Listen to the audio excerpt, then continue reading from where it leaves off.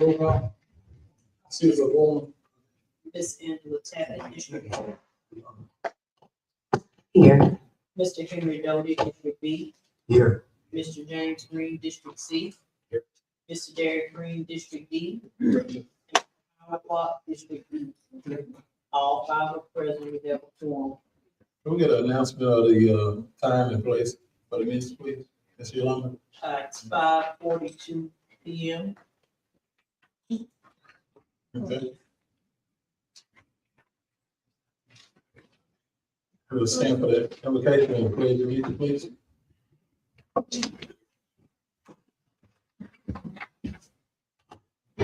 Mr. Braff, could you lead some prayer?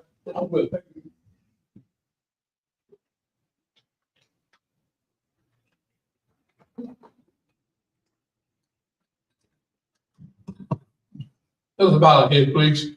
Oh, bless the Father, Lord, we ask you to look upon us meeting tonight, Lord. Touch each and every heart, Lord. Open each and every mind. Lord, just continue to bless our community as we continue to go forward to grow. Lord, we thank you for all you have done for our community, Lord. Most of all, Lord, we thank you for what you're going to do. In Jesus' name we pray. Amen. Salute, pledge allegiance to the flag of the United States of America, to the republic for which it stands, one nation, indivisible, with liberty and justice for all.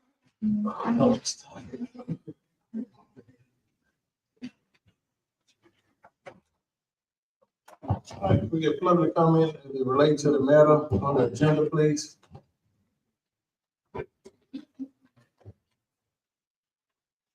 Good afternoon. My name is Charles Bradford, 1320 South Washington Street, Louisiana. I'd like to really make a comment on number 5 and number 7. I'll start with 5, that's dealing with the occupation license. I just wanted to share my thought and my research. We already have a mechanism in place that we can find people who are in violation. If we go in and change our occupation license, our ordinance, we open up a door for suit because we get into a constitutional right, from what I heard from the last meeting. You got a constitutional right there. You talk about property, denying people the right to do business. And another thing, I think it would kind of keep people out of the city doing business in the city of Ashland. We want more businesses. I think if we enforce the current laws that we have on the books, I think we could be successful. I think you remember, of course, when there had nothing on the code enforcement, and the one prior to it, we asked them how many citations they had issued. They said 0. Well, we got laws on the books. And I think if we consider and look at them without changing our occupation procedure, but we do, we open up a can of worms. I mean, I talked to several people in the community, and they don't understand why would you violate them, deny them a right to do business in Bath because they got some dilapidated property or grown up weed. We opened up a can of worms. I think the attorney should get that lip closed and consider the economic impact it will have on us as well. I really think that would be something to look at before you go and changing the occupation license and could lead us into more trouble with the solar project across the street. And the second, I get into the budget. I asked that the budget had been amended according to Mr. Smith last meeting. He did make some amendment. I asked that the public go back to the journal and repost those amendments for the public to see. I do have a budget here, but I don't know what has been amended on. I have a copy of the original budget that was posted. If they have been amended, I think it needs to go back before the people. And by the way, maybe put in our official journal, put on our website. We're not communicating, we're not being transparent with the community. Those are some things I ask that the council consider. Put on a website. And by the way, I'm a publisher. I publish it free.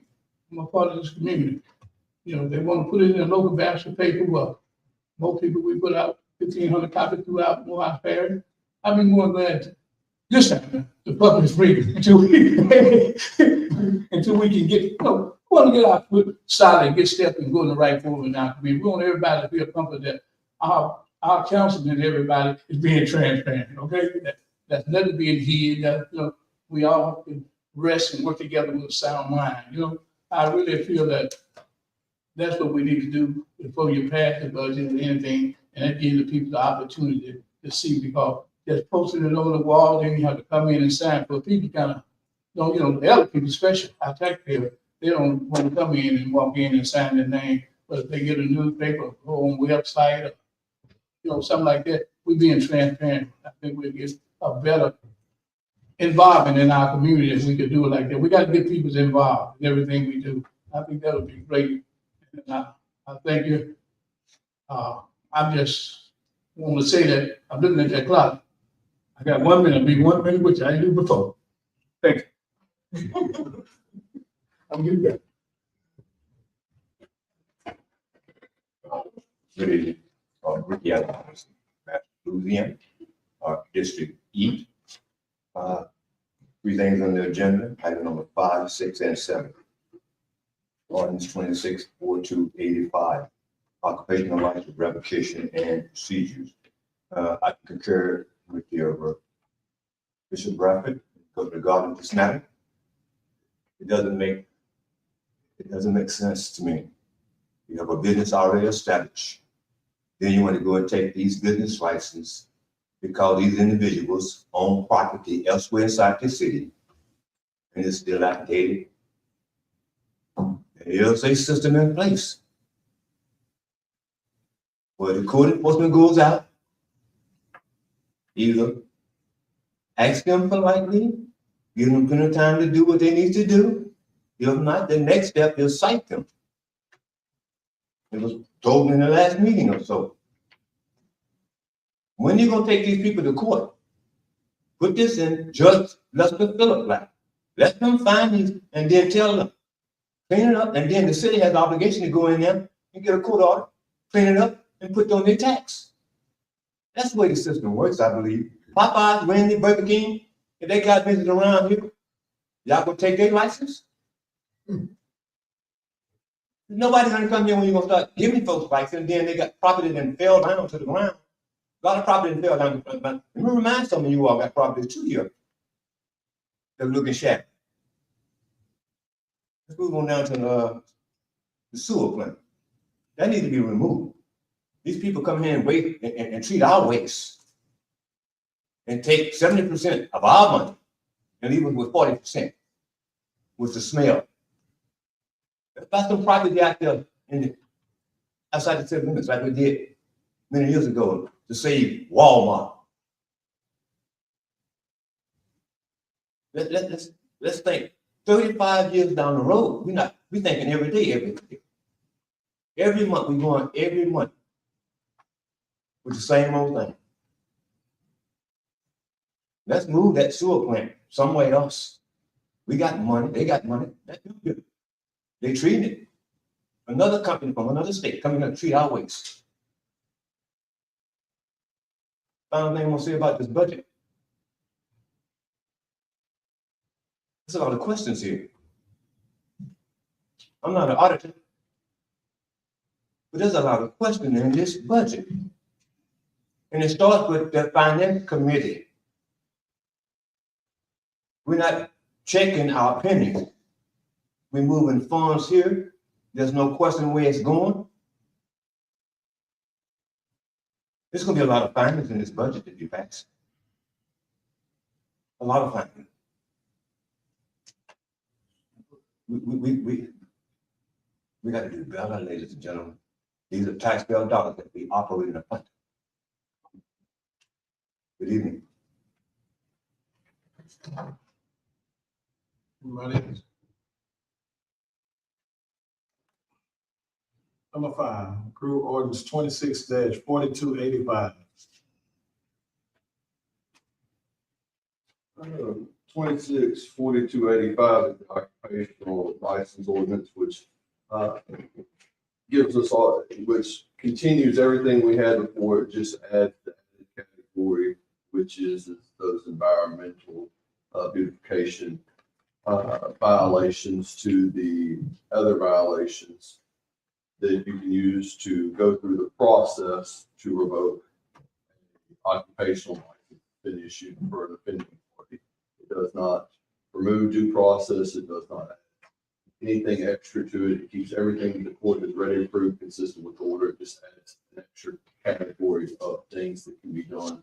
The activity that can be done, it could subject you to. It keeps consistent with the laws that we've had on the books. I have a question for clarity, please. Yes, ma'am. Right now, I don't know, there's a misconception in the community that if we do not pass this, that we cannot enforce our current ordinance that's on the book. They're not understanding that this is just something in addition to it, that even without passing this, that we can still enforce an ordinance. So I just need that clarified for the citizens. Yes, in particular, this ordinance is valid and enforceable, a way to revoke an occupational license. We just have to follow the procedural steps of the due process in it. As long as we follow those steps, you can do it.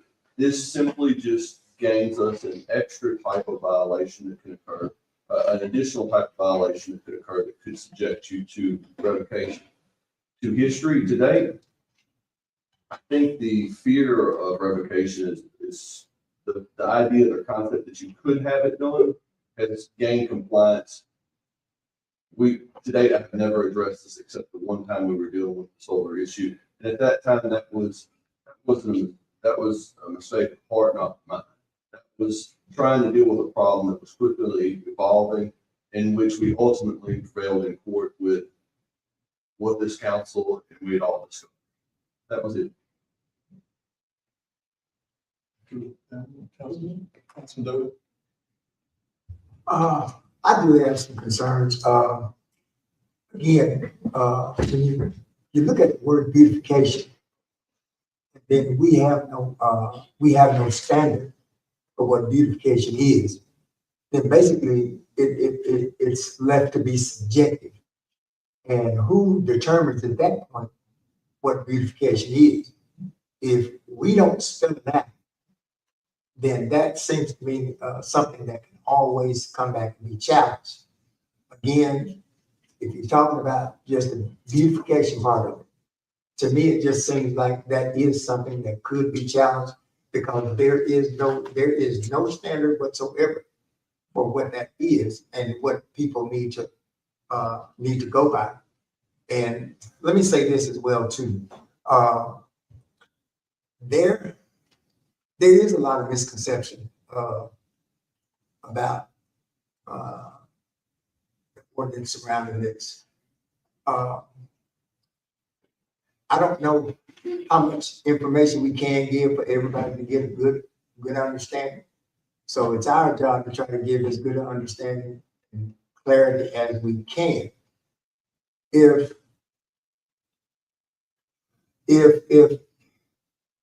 the laws that we already have in place are not sufficient, first of all, I haven't seen or heard of anything coming before the council since I've been here to say let's take somebody, let's bring somebody before the council, mayor and the council, and let's talk about revoking their license.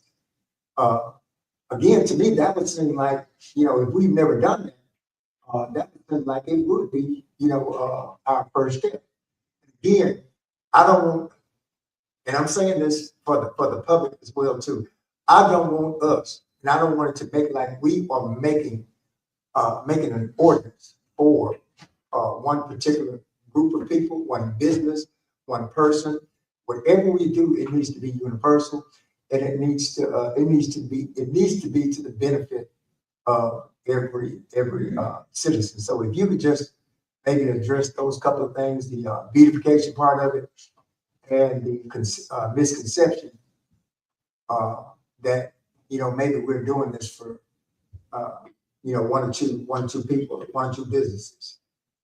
So this is the beautification aspect of this. That is what the actual ordinances that apply to your thing. So that's the title that were adopted in the Code of Form Act, which that act was adopted prior to your inception on the board, but it's the ordinances that are in title chapter 6, article 2, and they start from there, which are in chapter 6 of the municipal code, which deal with the standards for, and they're called beautification ordinances, is how it's referred to in definitions for them.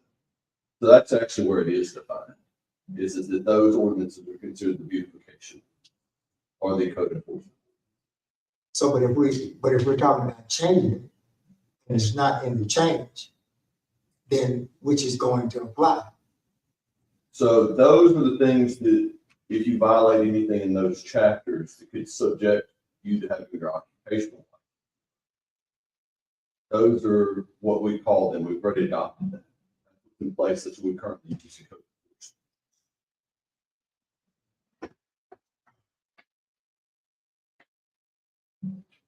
And we've always had on the books this, it's been here since the 70s, the occupational license revocation procedure.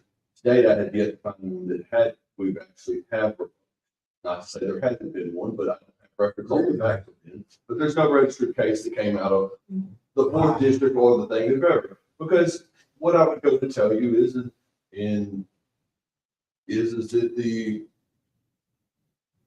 the power to do something is often a great enough method for making sure there's compliance.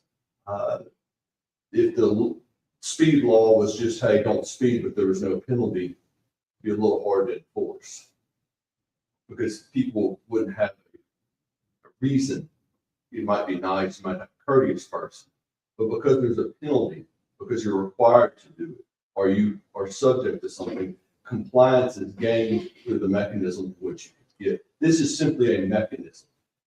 Long before anything was ever lost, it's not unilateral. It would come before the entire city.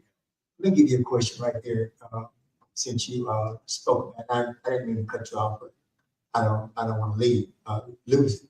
You're saying, are you saying that there is no penalty that we can enforce right now, or that would make them stop or make them do the right thing? Are you saying we have no penalty process? We have a penalty process now that goes to the property. That's it. We have a penalty Can you process. explain that? So the penalty process is environmental, or it's requiring your city to expend funds to do it. Let's say, we'll start at the easiest way. You have a piece of property that the grass is all grown up, everything. Won't mow it, everybody in the neighborhood's getting nuisance. It's keeping mice, everything. We send them a notice. We say, hey, in 15 days from this notice, if you don't do it, the city can come in and do it. We also say at that same notice that we send them, it's not a citation, the notice of violation. That's different. We send in that notice of violation, says, hey, also, if this isn't taken care of by X date, you need to appear in environmental court and come explain to us why it hasn't been done. After the 15 days, the city can go in and do it. You can get a bill for it, and you can place it on their tax rolls. Adjudicated taxes. They can either pay it or not pay it. If they don't pay it, it's just going to adjudicate it. It's going to sit there. The city's going to sit there while they sit there and transact business, because guess what? Nobody's going to buy that piece of property. Once it adjudicates back to the city because the tax bill is $700 because we had to mow it 4 times, or it's $1,000 on the tax bill because we had to clean it up and we had to bill it for the time we had, and we leaned it for $1,000. Guess what? Nobody's going to buy those tax rolls. People who buy those tax rolls, they're not going to buy it. So you're going to continue to transact business with your property tax adjudicated to us. Guess what? Y'all saw the adjudicated property list, you heard it called. We've taken in 13 in the 3 years. So they're just not being sold. So if your taxes adjudicated, we paid all the work. We have no mechanism to get it back. We have enforcement mechanism. This gives us a mechanism to say, hey, you know that your property is just gonna adjudicate back to the city because nobody's gonna pay $1,200 at the tax sale for the taxes on that piece of property. You can sit there the whole time. And it can adjudicate every year. Nobody's ever gonna pay those taxes and you can still transact business. This just gives us an extra compliance. It puts the burden on the business owner to take care of and do what we expect ordinary, reasonable tenants and owners to do. Rather than placing it on us to go out and mow with the limited resources y'all are very much staring at and talking about. The resources we're watching diminish, where we're having to spend into deficits, where we're trying to get resources to take down and demolish homes. We have to spend it on somebody who knows that we'll never have to wait to collect it from, and can continue to operate business and make money in a place where they don't even keep up their property the way they should. If you want to do business here, you have to not only be a good business owner, which y'all was revoking our non-occupational license to a business owner that was doing harmful activity, but you also have to represent and live by the standards that were set by this city council and government. Okay, so last question. If revoking the license is a stretch, then what is wrong with the suspension part of it? How do we, Same process. I'm saying, but have we been using either one of those processes? We can't suspend it for, we cannot suspend it. The suspension is a revocation. It's just a revocation with an expiration. You can't suspend or revocate any business occupational license for a violation of what is the environment. The same thing we go to environmental at this current pace. Councilman Green, Jay Green. Okay, we talk about the occupation, but three different components to this I want to address. First part of it is the revulsion of it. And when we talk about revulsion, we don't want to get the impression that just gonna go out and just try to take people licenses because they have a nuisance problem. But the problem is, if you've been watching environmental court and if you've been watching what we've been doing here, the problem is we got laws on the book to deal with nuisance. But the problem has been, and when you come to environmental court, they don't show. One of the remedies I was thinking, before we had environmental court, we went to city court. I'm thinking if you transfer it back to city court, once they come to city court, and if you don't show up to city court, you can get a failure to appear because the judge can issue you a failure to appear, and then you're gonna come to court. And once you get that failure to appear, you're gonna get your attention. And the occupation is twofold. Now, the other part of the occupation license, we don't kind of have a reservation about it because some needs to be done. But part of it is, I go back to when we was talking about the zoning board. You remember when the city council in 2016, they went and they did something and they gave them the power, but towards the end, they omitted one thing, and that was the council. They left us out. They said, once you get to a certain stage, you don't get to say anything else. You got to go to fourth judicial court. But when I read this occupational license, I want to make sure that we put steps in there that the city council is always going to have the final say so. I'll give you an example. You say the remedy. They come before the mayor or his representative, maybe you as representative, or maybe code enforcement. They come, and what if the mayor remedied the problem, right? Say, okay, we worked it out, and y'all good to go. But what if the council says, no, that's what we want? I didn't see that provision in there, so I want that layer to be in there, because if it don't say it, then it don't apply. Yeah, so that is the remedy that ultimately comes. So that process is actually spelled out in state law that's photocopied in there. that's the state law process for it. And ultimately, the decision about it coming that way, if it's, is they have to have the meeting, their first their notice of what, they get a specific notice of the violation. That they have, at that point, they're allowed a conference with the mayor to discuss the violation. At that conference, then they're allowed to discuss what would need to be done to remedy it. If they still believe that they have not been heard, or they would like to go forward, either the mayor, or let's say they say, we've remedied it. And it says, no, I don't believe it's been remedied. Then at that point, either the city or the license holder can say, hey, we don't believe it's been remedied, or we believe it has been remedied, and y'all don't agree.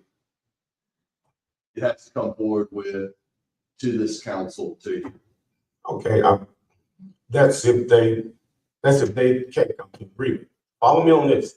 If the mayor get with the company and they come up with a remedy, they say, we don't remedy this. And they go back.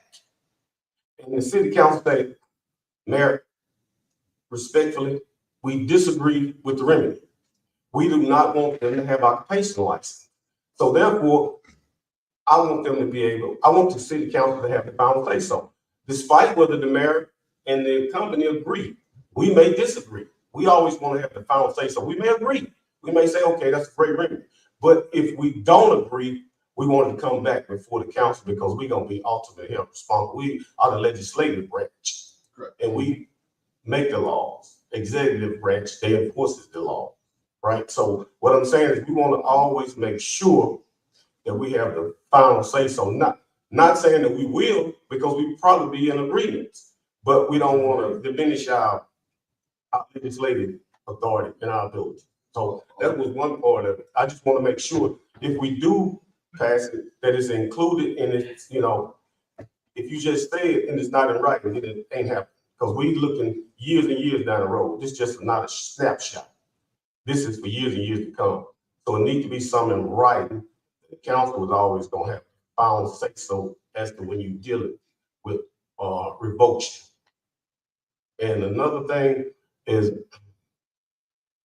we dealing with this solar panel stuff. I'm kind of hesitant to go in and pass on while we haven't received a permanent injunction. I think it got signed on 11. It just got mailed here. So we got a permanent injunction? No, there's no permanent injunction. We're in a preliminary injunction. I know that, but it's, you got the preliminary. So I'm talking about the permanent. So the preliminary is how long the preliminary is going to be? Preliminary last year till somebody requests for a permanent injunction hearing. So based on history of most cases, they usually go TRO, preliminary injunction. They rarely ever get to the permanent injunction, because the trial for the preliminary injunction is almost identical as the trial to the permanent injunction. So when you get a preliminary injunction, there's not many people who want to fund the fight that looks just like the fight you had, court decision you had before, because you're going, private business, you're going to pay twice for the same thing, that unless you have some significant development further down the road, which development that occurred before this happened. Ours is real simple. Were you violating the ordinance, and was your thing continuing to violate our laws? Simple standard. We showed that they were violating our laws, not following the law both ways, and therefore I would never anticipate a permanent injunction trial in this case, because I guess I can say never, but it would be highly unlikely, considering the evidence that was done over the 3 days of that trial is the same evidence that would be there for the next one. I guess what I'm saying is I don't want to do nothing to adverse affect anything that's going on. We don't want to open the door till it's already been closed, because if the mayor, first of all, when people text your phone and they say, you should pass something, my first thing to, did you read it? Did you read the ordinance? You call and say you should pass something, but my question, did you read it?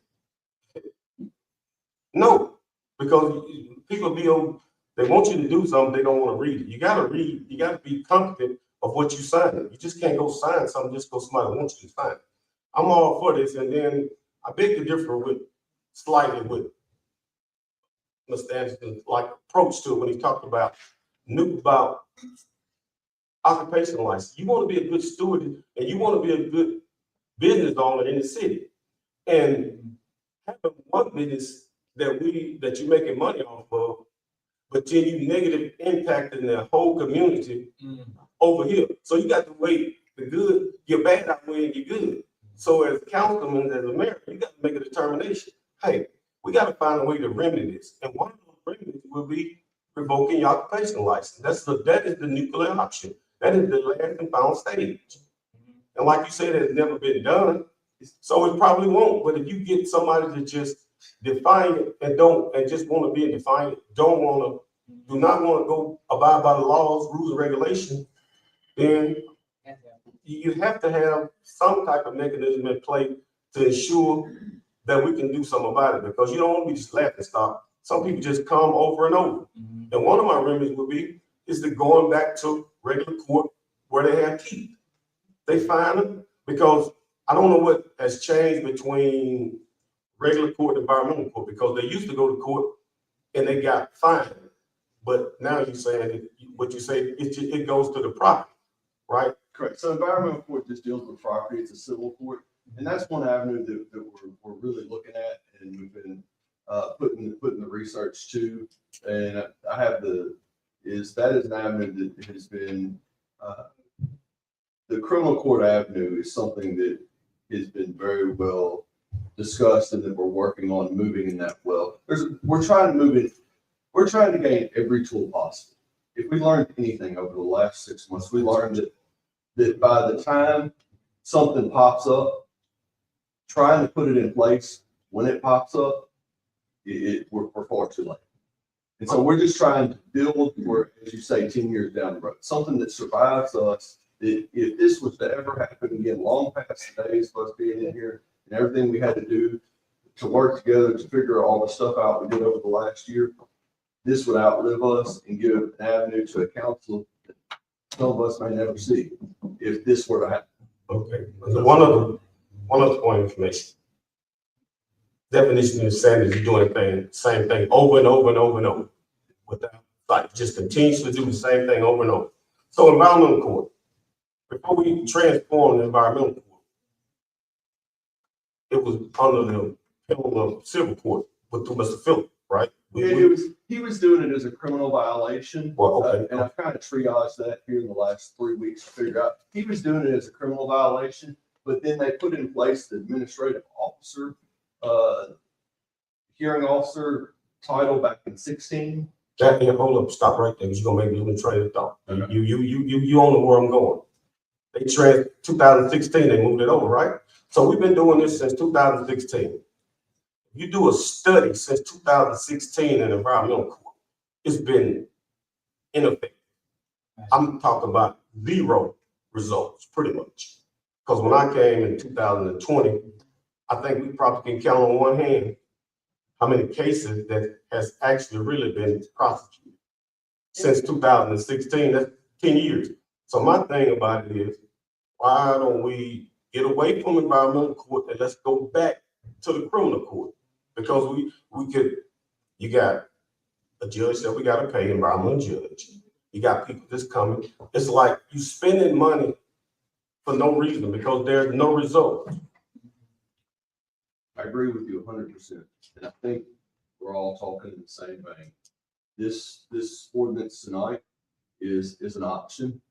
We 2 years ago enlarged our ordinances, our code reform act ordinances, to give more regulation, more options to us. And the goal always thought was this council has always acted, and the city's always acted with a heart towards residents. We didn't want to put anybody in any position, gave them the ability to show up, to participate. Environmental court was very consensual as a civil court, so that they wouldn't have a criminal record based on not abiding by doing what a good orderly neighbor would do. But at this point, I think you can say 6 months down the road, more than 100 cases have gone to environmental court in the last 4 months. There's 42 today, 15 showed up. 7 of them were cleaned up. The amazing is the 7 that were cleaned up were tenants, were owners who lived there. It wasn't landlord tenant situations. So that's me. I can tell you my observations have been that the Olive Branch Extended works with residents. It works with tenants. It works with people who own their homes and live there that have issues. It has worked.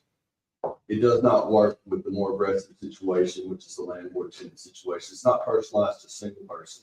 It's not personalized to a single business. And the more aggressive approach is going to be required. Part of that aggressive approach is to move in all directions. You've been in, Mr. Green, you were in the military as Jody was. Give us that.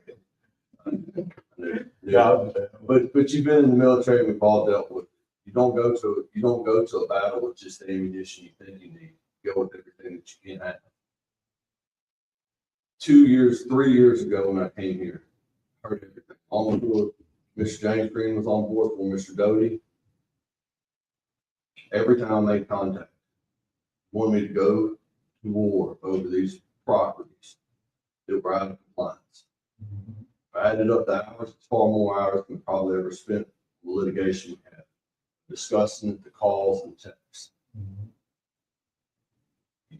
The residents, citizens, this council, the administrations, all asked me to go to war. I'm asking you to give me a tool so I can. I'm not saying it's going to get used in the last decision comes before y'all. In history, it's never been used. The United States of America has nuclear weapons. We hadn't used one since the 40s. But the fear of it is what keeps people at bay. I need the ability and the tools to be able to go to war. Those tools don't get used without you, this one. But we have avenues to go other places and we're headed there. Okay, well, I understand we need this, but do you see my reservation? I'm saying if we. As far as the pending litigation, it has no effect. No effect whatsoever. I still have communication with the attorney for the litigation we were in. No way does this affect that litigation. Mayor, gives you administration that it ain't gonna affect. I'll put that on writing. You before this, and you said it ain't gonna adversely affect what we got going on. For the record, another thing, I just would like for you to can't pass it as current form because I want that other part. We really want that other part. I think I speak for the council that's added in. That's saying that we have the final say so. So what we can do is because you can make amendments to ordinances.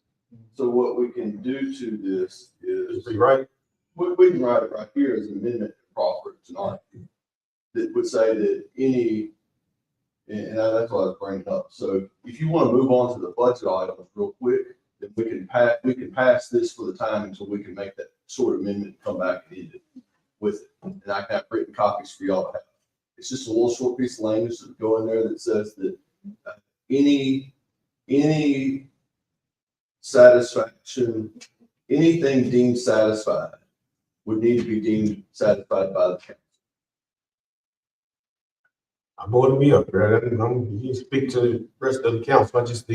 I think for me, that part of it will is two parts that are critical.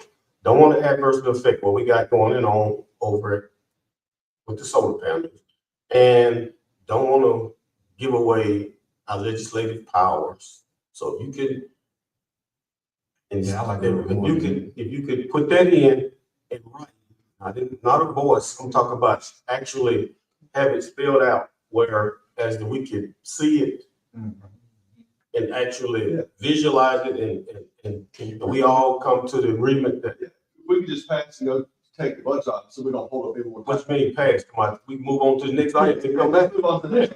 Oh, okay, I thought you were talking about just pass. He's gonna prepare, he's gonna prepare an amendment and print it, and you come back to item. Hey, can we just, suspend Robert Rules of Order and move to the next, then we can come back, then we can pass? Make a motion to suspend Robert's I rules. make a motion, because we ain't gonna pass it then, you know, we gonna let you add it to All in favor? the. It's been moved and second. All in favor? Any opposed? Move. All right, so Robert, if you take the item out of order and move to the next. And, I mean, these budget policies, this is gonna go. So you gonna fix it up? Yeah. Can you print it? You can email it I to can me. go down and print it. Move to 6. Approve, number 6. Approve resolution 26-2137.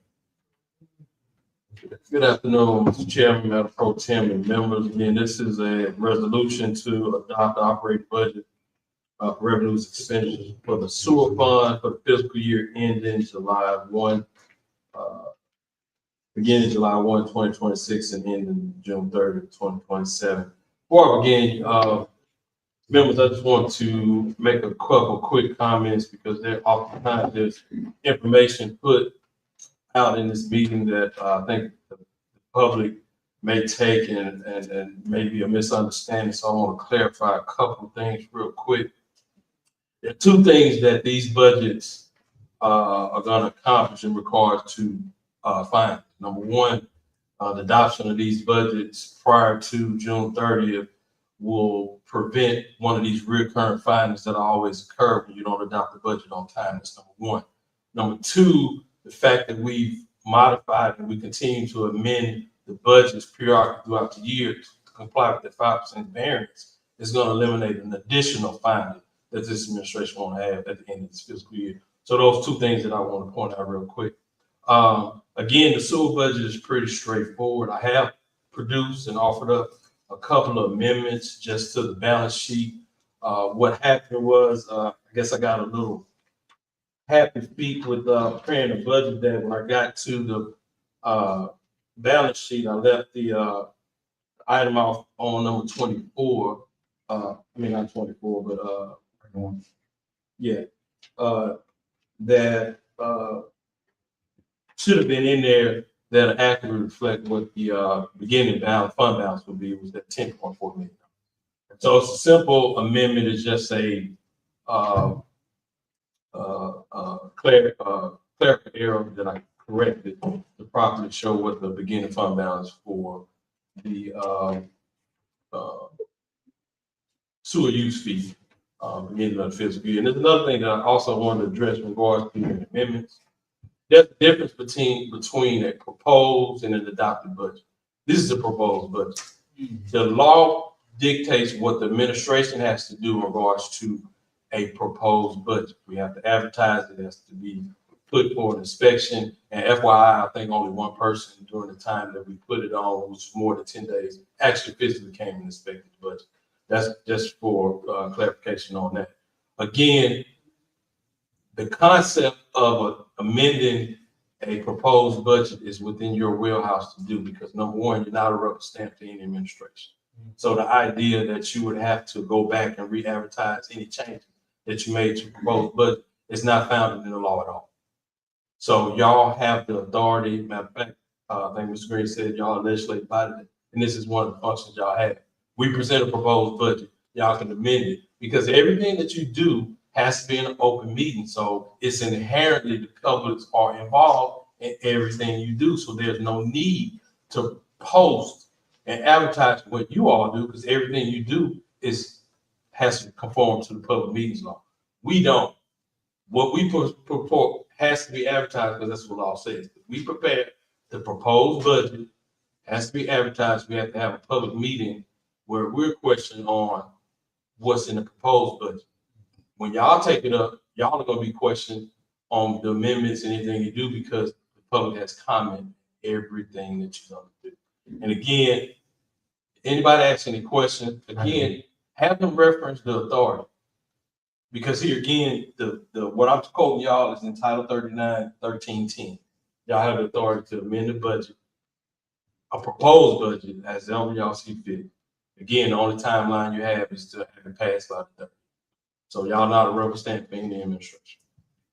So with that being said, members, I offered up these two amendments that I asked to be adopted. Again, to just clarify an entry that should have been made to the balance sheet. And here again, the balance sheet is something that is new in the budget process. It's something that I thought you all needed to have and to be able to view, because again, we're going to go into a new stage to where we're going to start as part of the accountability process, reconciliation through the finance committee in regards to that, and that comes part and parcel with the balance sheet. So it's going to be attached moving forward to every budget proposal that we put through, because y'all need to see what the balance sheet looks like.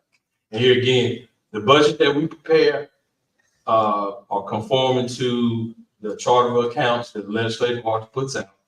We budget by the object level. This is more detailed than a lot of municipalities put forth in budget adoption. We give you more than what's required.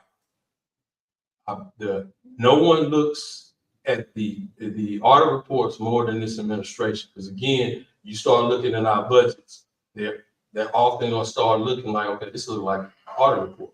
Yes, it's done there by design, because we need to know, again, be mindful of everything from the past for its findings and things not to do. That's one of the reasons why the mayor said we're gonna do quarterly budget reviews, because it's always been a finding.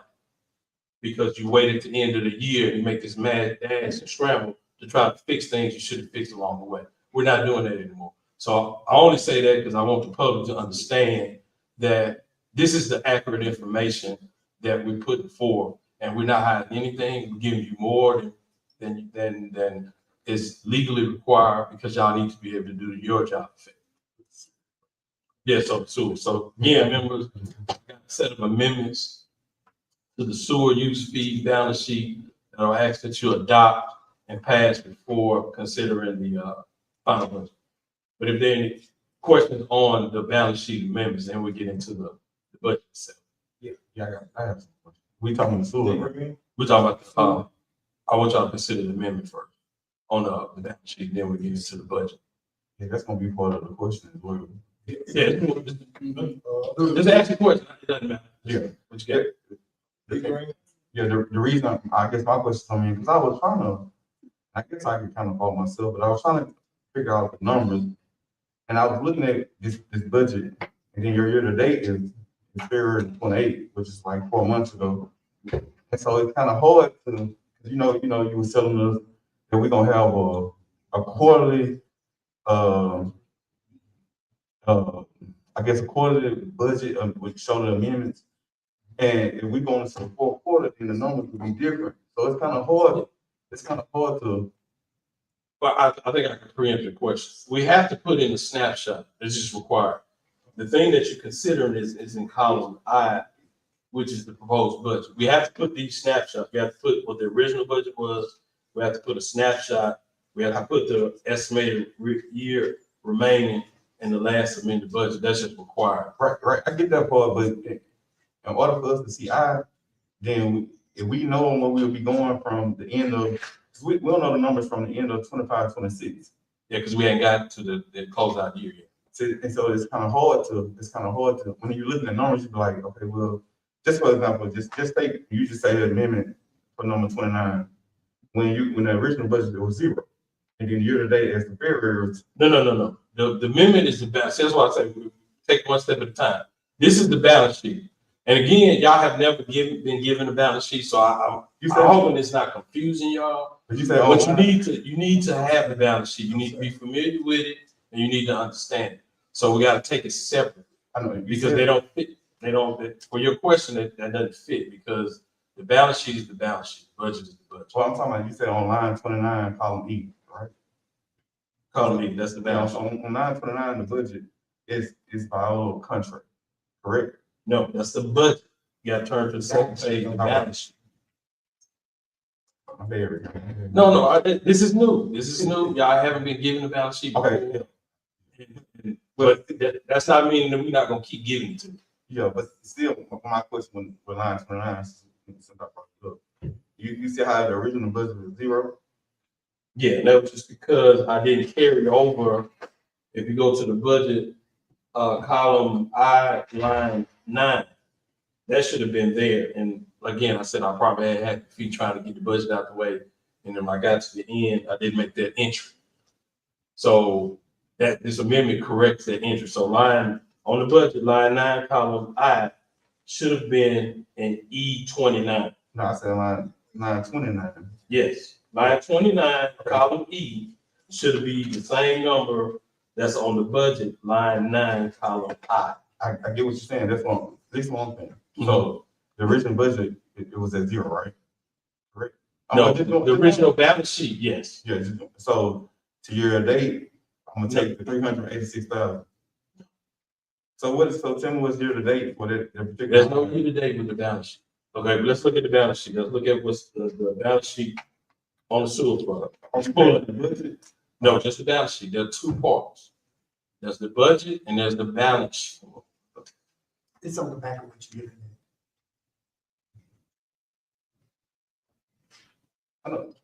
Are we are adopting the budget today, right? Right, but part of the budget act, I have to give you, typically they just gave y'all a little line that says what the fund balance is. I didn't want to do that. I wanted to give you all the information. So I gave you a balance sheet. They never gave you a balance sheet. They just gave you the bottom end number. At number 31, they put that on the sheet. And it's easier for me to show y'all everything.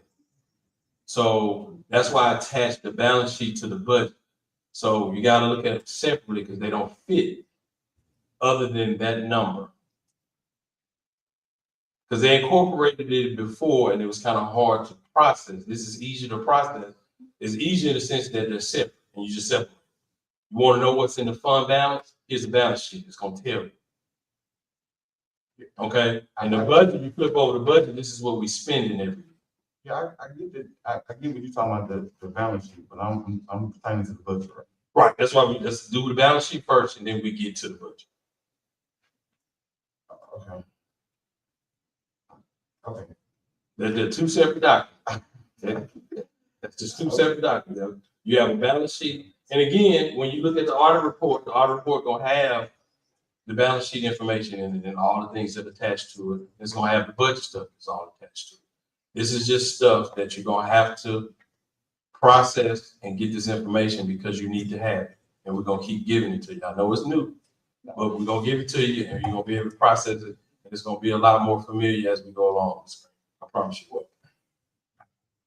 I think like, I hear what you're saying, the balance sheet, but I don't think you listen to what I'm saying. Right, because I'm not talking about it. But they go hand in hand. Only one line item, yes, that's it. So do the budget not affect the balance sheet? Yes, at the end, yes, it does. But if you appropriate something out of it, So it they does. make it better.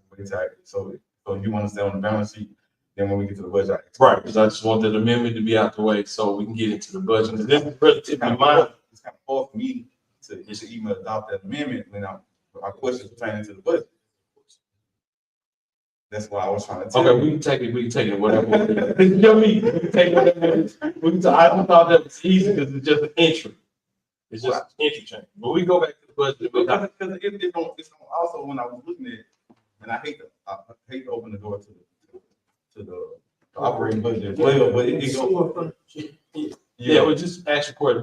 We'll go with the But budget. that's what I was saying. So when I was looking at it, because I was just looking at the numbers wise, and I was just going to the year to date and see, because normally we get it every quarter. So your year to date is back in February. So we here in June. So if you had some numbers that's more was closer to where we are now, it's easy to look at the proposed budget because we know where we are at the end of the 2025, 2026 year going into the 2027. But it's kind of hard looking at year to date of February, if it makes sense to you. Right.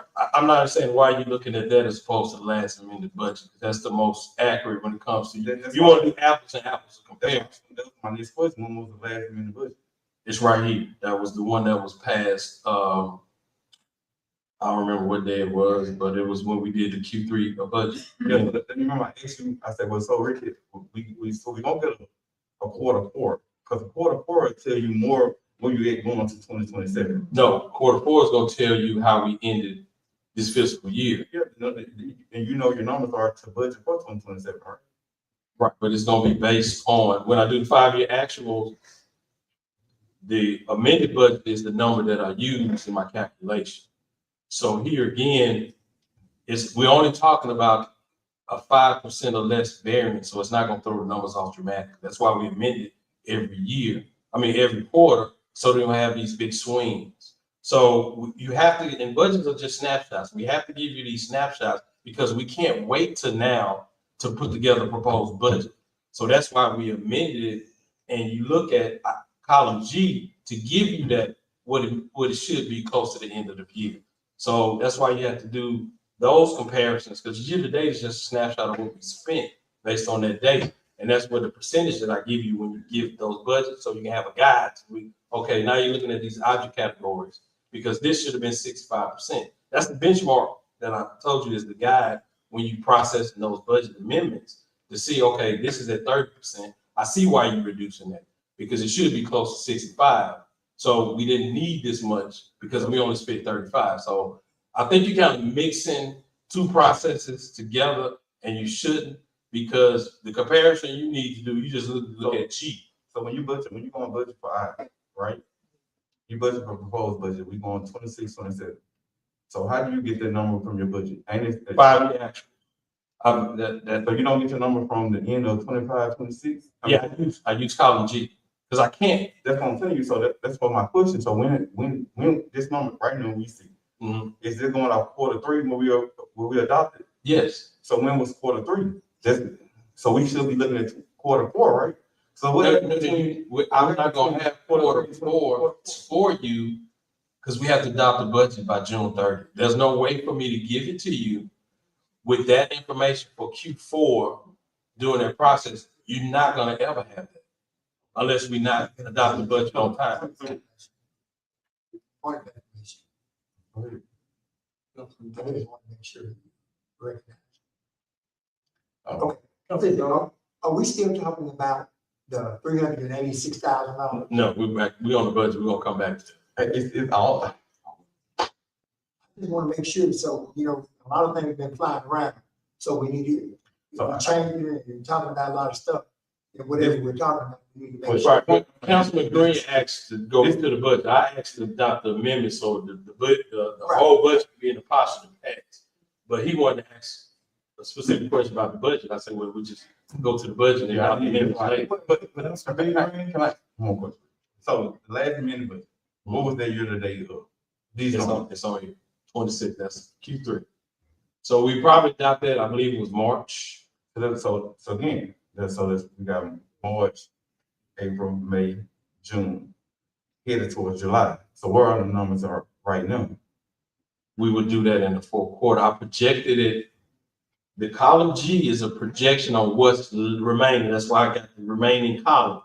Those are projections of what it should be on the page that we were currently as of February the 29th, 2026. So you project those weeks out based on that average, and you get a projection, because budgeting is just projection. So we'll know whether or not these are accurate when we close out the budget and keep from having that finding, because we're going to keep below that 5% variance, because we're going to reduce it quarterly based on the pay. So we have to project it out in the course of time, because there's no way for me to get May or June numbers together to be able to give you a budget, advertise it, and you adopt it. But you can't get the what you need is there's no way you get those numbers. We have to pass. I have to advertise and post the budget 10 days before you can adopt it. It has to be passed by June 30th. These are projections.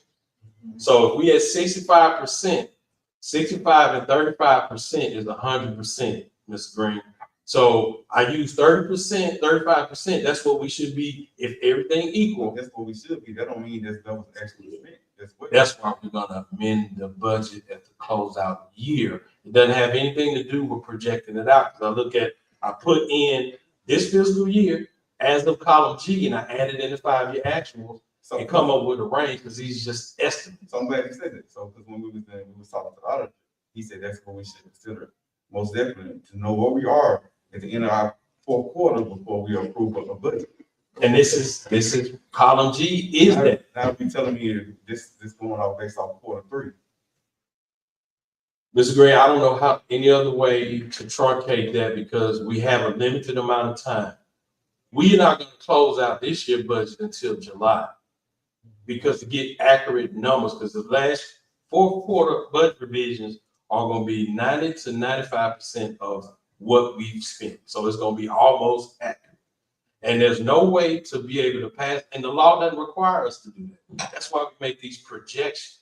Because whether it's Q3 or Q1 or Q2, it's still based on a percentage. Because at the end of Q2, we should be 50% expended in capital. So I can project out toward June 30th in January. So that's what I'm saying. If we do that, I'm doing it closer to the end of the year because it's more accurate to do it at Q3 than Q1 because the time constraints, because we're not gonna have an audit finding, at least on this administration. We're gonna have a budget before y'all to consider it before June 30th. There's no way to do what you want to do and be able to meet the timeline. It's just not happening because anything could happen to where you got a margin of error of a week because you can't do that. And if we project it out, we project it out. Everybody does that. There's nobody that's using June numbers that has a budget that's passed before the end of the year. There's nobody doing it. There's nobody doing it unless if they want to pass the budget by June 30th. There's nobody. But you don't have to have June numbers, you can have May numbers as well. Because when it's possible, you can know where you're at in May to be. Right, but you gotta understand, you gotta do June and May. So you're You got, So you're Mr. Green, I can't, May 30th is not, you got stuff that's still coming in, that's being paid at the end of May. I would have to pull that trigger last week and then post the budget. And then you have to have the 10 days to have some see. I'm not so much talking about the budget, I'm talking about what we spent for this particular line item in May. You'll be able to, you should be able to give me that off the report. I don't know what system you're using, but if you talking about, just say you talking about any line item, right? So you can run a report and see where you have spent it as of May 31st. And I'm saying it because I can do that, but we talking about, over the year they will. you know why, I understand what you're saying, and we definitely do that. But I'm conforming with the Budget Act, because we got people throwing stuff around about findings and everything else. We following the Budget Act to the T. And this is what we have to do. We have to give these snapshots. We have to give what the remaining of the year, got to give the last time we amended the budget. We got to do a proposed budget because we follow the law. I understand what you're saying, but again, that's why we amend the budget quarterly, because this is not an exact science. This is an essence. Anytime we get off track, we can adjust it. That's why we do it. That's why if you talk to the auditors, we should be amending the budget quarterly, because it's the only way you avoid the things that you're talking about, Mr. Green. And we can't have the perfect is not going to be the enemy of the good in this administration. We just not, perfection is not the goal. So you're we're gonna be going through this over. We don't want to be redundant. The problem is you got everybody got questions about the budget in general. Mm-hmm. In order to answer these amendment questions, you got to wait till you get to the place on the agenda when we're talking about the overall budget, because you're asking us to pass these amendments, but then we're just gonna be so dragged out because it really can't happen until everybody start asking questions that they want to ask pertaining to these. And we talked about in our finance meeting, and I'm glad you alluded to it. When that fourth quarter is so compacted, it's so compressed, you're trying to do a whole bunch of things. That's when y'all was telling me, I said, first quarter, second quarter, Mr. Smith. It's third quarter. Remember I told you, I was like, some of this stuff we talk about, because I've seen this coming. Fourth quarter, you're going to be pressed for time. And now you see where we at. We got a lot to do in a short amount of time. And back to these amendments. I don't know how we can pass these amendments without addressing their concerns. I think that's going to be down towards the amendment does not amend the budget.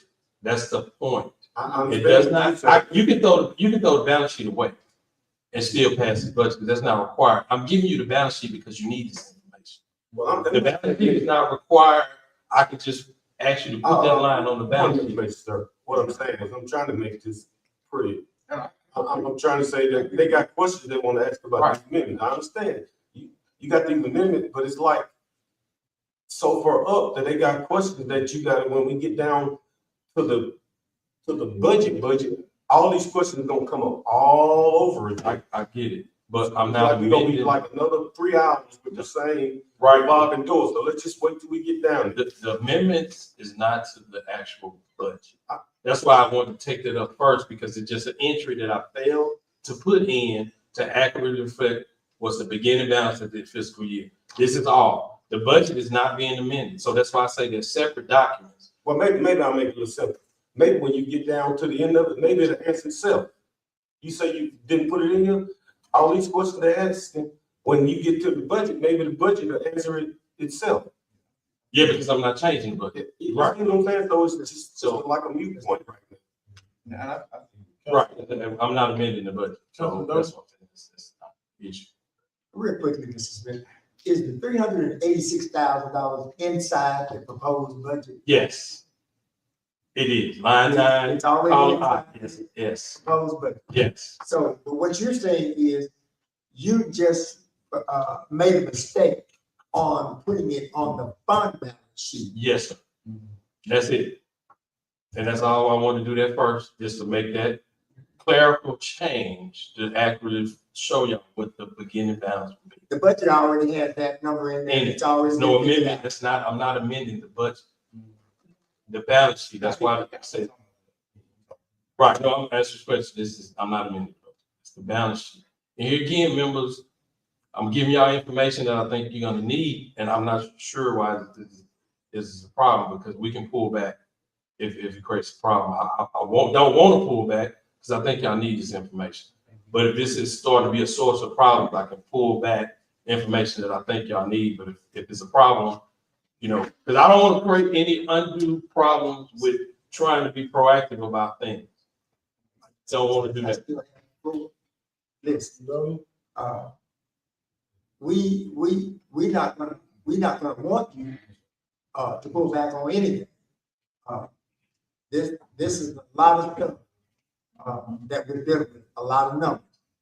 And it's our job, part of our job up here to make sure we understand those numbers and where they are placed, Right. where they are placed. We gotta have a good understanding. So at some point in time during a particular subject, it may take a few minutes more to get to that understanding, for everybody to get to that understanding. And then you still may have some questions. But I just want to make sure that when you say, I want to pull back, I want it to be known and I want it to be understood. That wouldn't be a good thing to do, because if we don't have all the information and more of what we need, then we can't make the necessary decisions that we make. So all I'm saying is I'm trying to give you a little encouragement, keep doing what you're doing and do more of it. I got you. I was trying to be the way I could explain it, because I was like, just separate it, because they're different. Because I'm not amending the budget. Right. That's why I wanted to take that one up first, because it was just an entry again. I made a mistake. I'm on up to it. I did. Because when I looked at it, I was like, okay, that shouldn't be the same number. Okay, I didn't add line 9, column I, that was in the budget to the balance sheet. And that's all. That's what those 7 amendments does. It clears up that error that I made in that calculation. So now you understand what the beginning fund balance will be in sewer use. Council Chapman? Like Mrs. Smith said, there's a lot of work being poured during this final quarter. And I know he said we're not trying to be perfect, but I think we are trying to get close to perfect. So, and I know it's a lot on you, so I just believe in second line verification. So maybe we just need to bring another set of eyes in just to kind of make sure that we on point. There's nothing wrong with somebody checking behind people check behind me all the time. And I want them to, because I don't intend to make errors, but I made an error today, and I'm glad somebody caught my error. It could cost a lot of money. So I just think that probably the best thing is to bring in somebody else to help verify, just to make sure we are where we need to be. And that's something y'all can present to the mayor, and if y'all want to fund an additional position, you can. I mean, the set of eyes that are required are 5 set of eyes on this panel through the finance committee and ask questions. Here again, I'm always stand on the perfect is not gonna ever be the enemy of the good. I think we've been doing good work here. And here again, I'm just trying to make sure I'm effectively communicating to you all, because that's what I'm here to do. And again, any suggestion that the council wants to do, I mean, if y'all want to do a professional service contract with somebody that helps out there, that's more than within your prerogative to do. And there's no slide on. No, I'm not saying it No. is. I'm just saying that that's a budgetary item, and that's what y'all want to do. Y'all can do that. But remember, whatever questions that y'all have, again, y'all had this for quite some time, but the budget is pretty straightforward, regards to the sewer.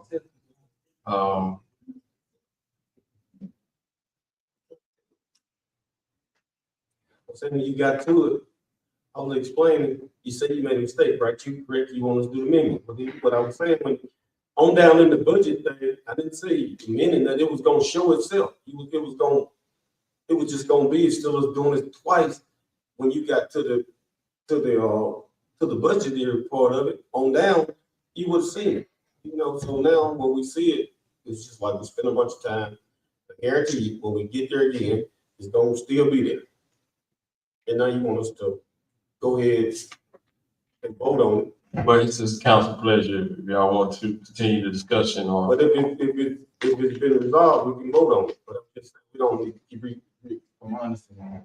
yeah, that's what I'm saying. There wasn't no light, I just, No, I was I just didn't- thinking if you just let it, I didn't- sometime it just resolve itself, if you continuously go on through the process. So I make, you got I got a motion, Mayor. I got a motion to approve resolution 26. They got, ask for a motion to, again, members, ask that you consider the, proposed amendments to the balance sheet prior to passing the resolution. I make that motion. All in favor? Yeah, roll call. No. Roll call, man. I got a roll call, please.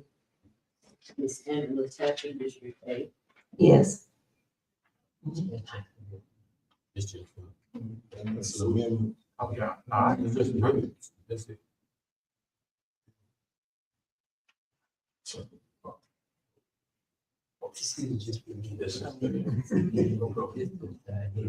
roll call, please. Mr. Henry Doty, District B. Yeah. Mr. James Green, District C. Yes. Mr. Derek Green, District B. Yes. And Mr. Howard Rock, District E.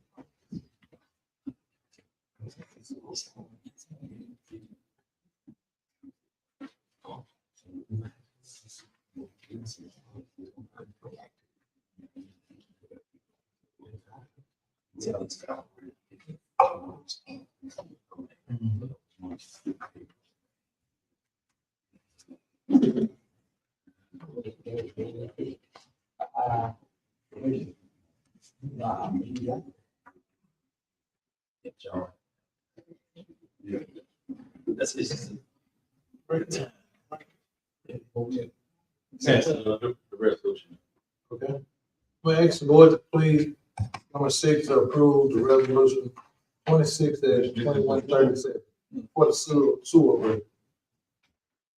Yeah, this is actual adoption of the budget.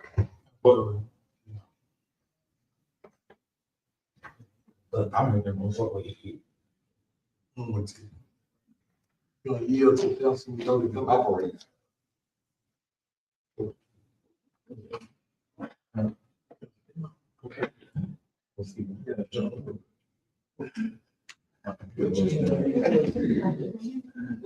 It'll be mine. Yeah. Need extension.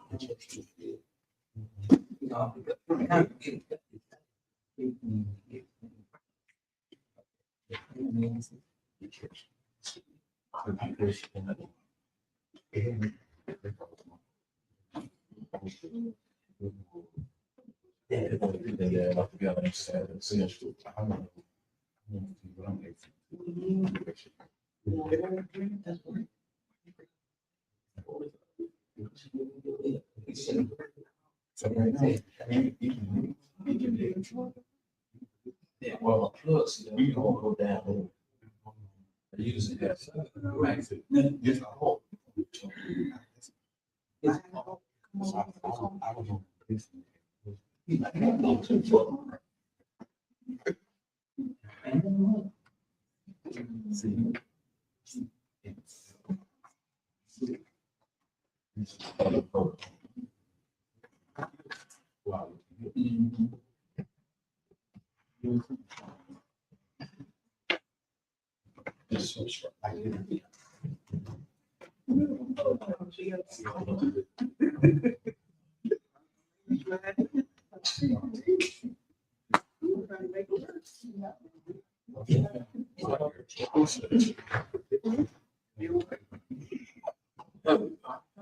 Waiting on you, Councilman. Oh.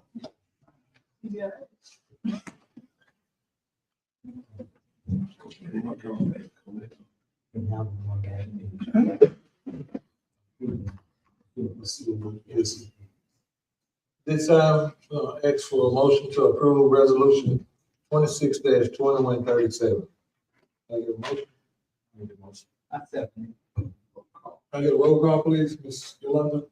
Ms. Angela Tappan, District A, This is for the sewer fund, right? Yes. Henry Doty, District B. Yes. Mr. James Green, District C. Yes. Mr. Derek Green, District D. Yes. Mr. Howard Locke, District E. Yes. Trustee Benson.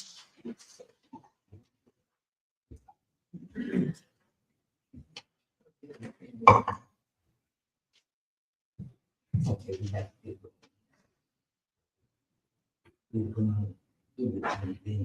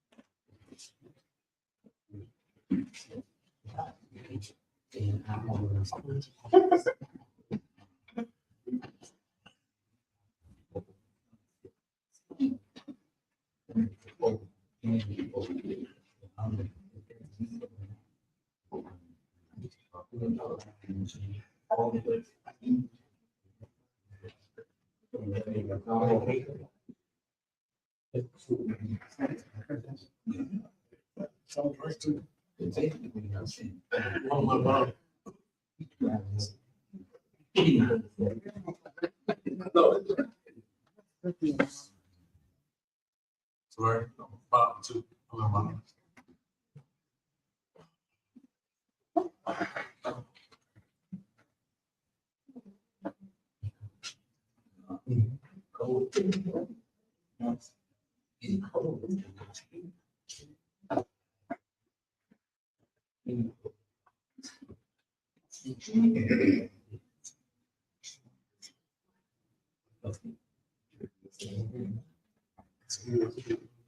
Oh, yeah.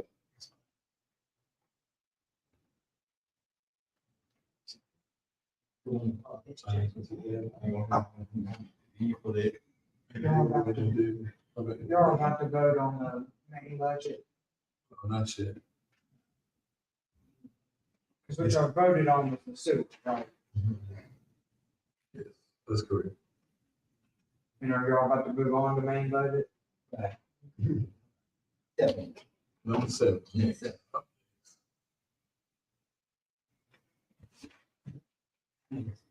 That's what you waiting on, ain't Yeah. you? That's the odds. Yeah.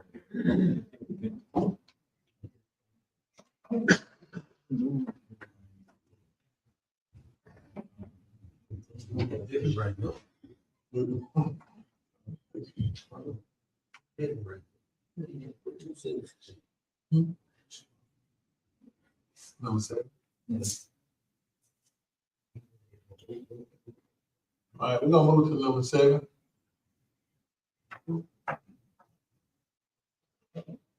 Yeah, she gets some ratings.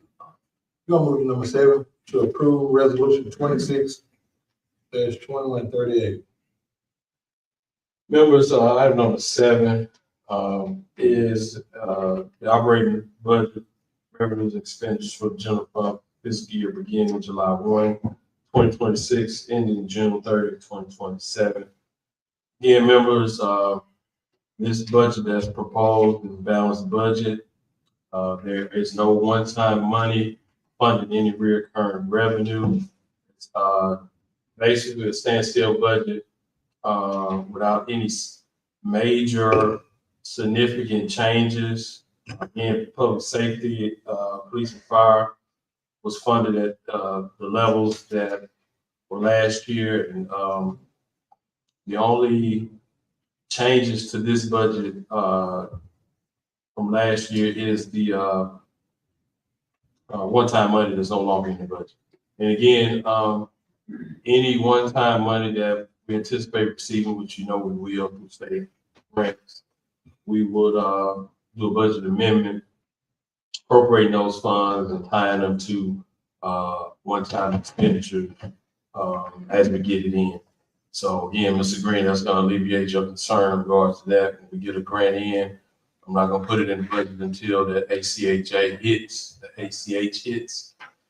We appropriated or request that it be appropriated, and we'll attach the expenditures that are one-time in nature that matches those funds.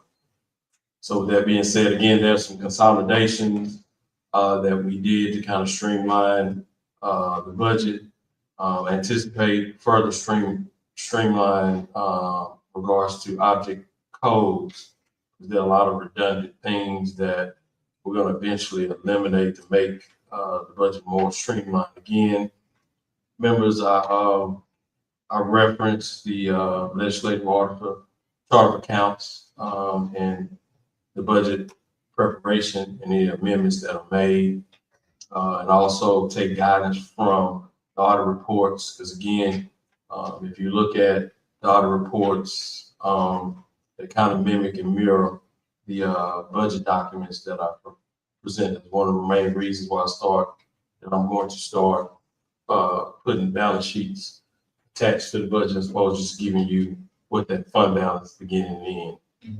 Until you know all the entries to each balance sheet.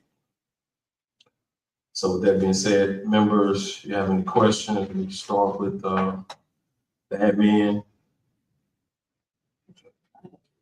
Or statement. Council Lady Tevin. Yeah, I think my concern is that, I know in the beginning, I wanted all the department heads to come before us. Let us know about their operating budget. What did they need for the year? And I know some of the department heads they have responded. Most have not. Some departments has not had an audit in 4 or 5 years. So how can we effectively pass a budget if we are not sure what everybody needs? Well, number I think one, it's up to the department head to let us know. I know you do your job, but we need to hear this from the department head. What do they need? and again, we've communicated with the department heads that are in place. And again, the budget is based on historical data. I understand that each individual fiscal year has its challenges and issues, but budgeting from a historical perspective is probably the most accurate way to budget. Here again, there are some things that pop up here and there that, that affect the police and affects the fire that we can adjust during the course of the fiscal year.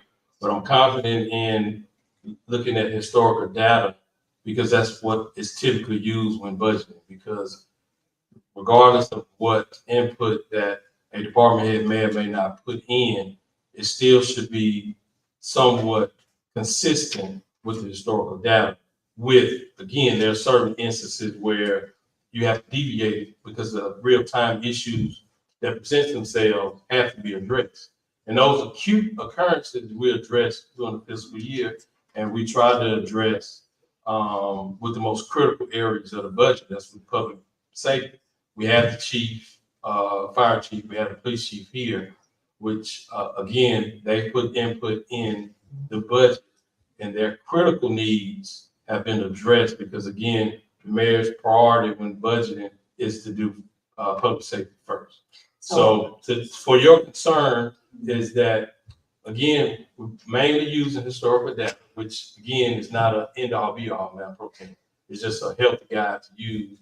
And to the extent the clerk's office, the public safety, those departments have been consulted and they put input in their needs, which, is a priority for this administration. And those things have been done. Now, that's not the case for all the departments. Again, we don't have public works director per se, but they have representation in the mayor's hands on that. So that department is well represented in this budget as far as requests that are made. So have all departments, pretty much completed an interdepartmental audit? What do you mean by that? How much it costs to run a department, how much was made by like the revenue producing departments, how much was made, collected? Yeah, that's in the 5-year action because that data tells you what was made. Those are not assumptions. The only assumption was this fiscal year, which is based on the projection that we made, but the other years, which is actual. So that's why I say we have, I don't know, what's the percentage of 4 out of 5, but whatever percentage 4 or 5 is, that's accurate to the point where that's what the history says. But again, I can tell you one thing that is skewed for the historical data, that's benefit costs. That's been skewed to the point where it's outpacing the 5-year action. And we just looking at the last 2 fiscal years to see what that increase and kind of went away from the 5-year action because it wouldn't be accurate because it would be less than what was needed. So those kind of pivots we've done just based on looking at the data and showing that, okay, this is way off the 5-year action. What's the reason for that? Healthcare costs. And that's important, like all departments, even like the police department, with them only operating, Right. Some of the days, it would be good to know how much are we collecting from tickets and fines that they are writing. That's in the budget, on the revenue side. Into with the hopes of building the police department back up. Yep. That's our main concern, one of our main concerns, trying to get the police department functioning and running 24 hours a day, 7 days a week. Those kind of things are important, and that's what we need to figure out a way to work to that. I totally agree with that. The chief may have some input on that, but that's a specific He's question on got that. good input on it. But did I answer your question? But do I answer your question? Because basically we're mainly using historical data, and the most critical pieces to the budget is public safety. Chief Williams and Chief Reed have been in communication with the mayor and myself, and everything that those needs that they have, they can speak for themselves. They've been intimately involved in the development of the budget. So. And that's great, but we getting hammered too. Right. So when they communicate with us, that's even we need to be able to answer our constituents. But they involve intimately. Councilman Doty? Thank you, Mr. President. Oh, okay, go. Councilman Locke? Get back on what. I know you keep saying the historical, information that you're using, but I think we're trying to figure out who's gonna be held accountable for all of the departments in the city. When you say all the departments, I mean, the- Administrators, we have police, public works, the directors of all of those departments needs to be coming before us, letting us know. yeah, and when those people are put in place, I mean, we have the clerk here, we have the chief of police, so they're here, so whatever question that you have, I'm hoping they're prepared to answer. I can tell you what the numbers are, I can't tell you about anything else. Yes.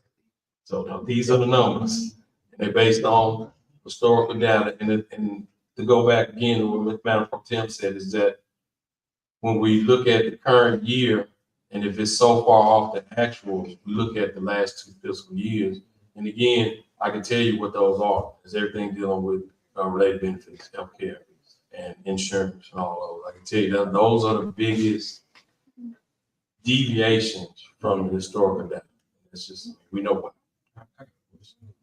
Point of information. What, since you said that, what about materials and supplies? If that's, or expenses, because last year was budgeted 4,000, you expected for it to be 201 at the end of this year, and then the new budget gonna be 75,000. How did that? Well, maybe increase from 4,000. But see, those were a combination of two. So what I did end up doing is kind of, there were some things that were paid in one category that probably should have been paid in another category.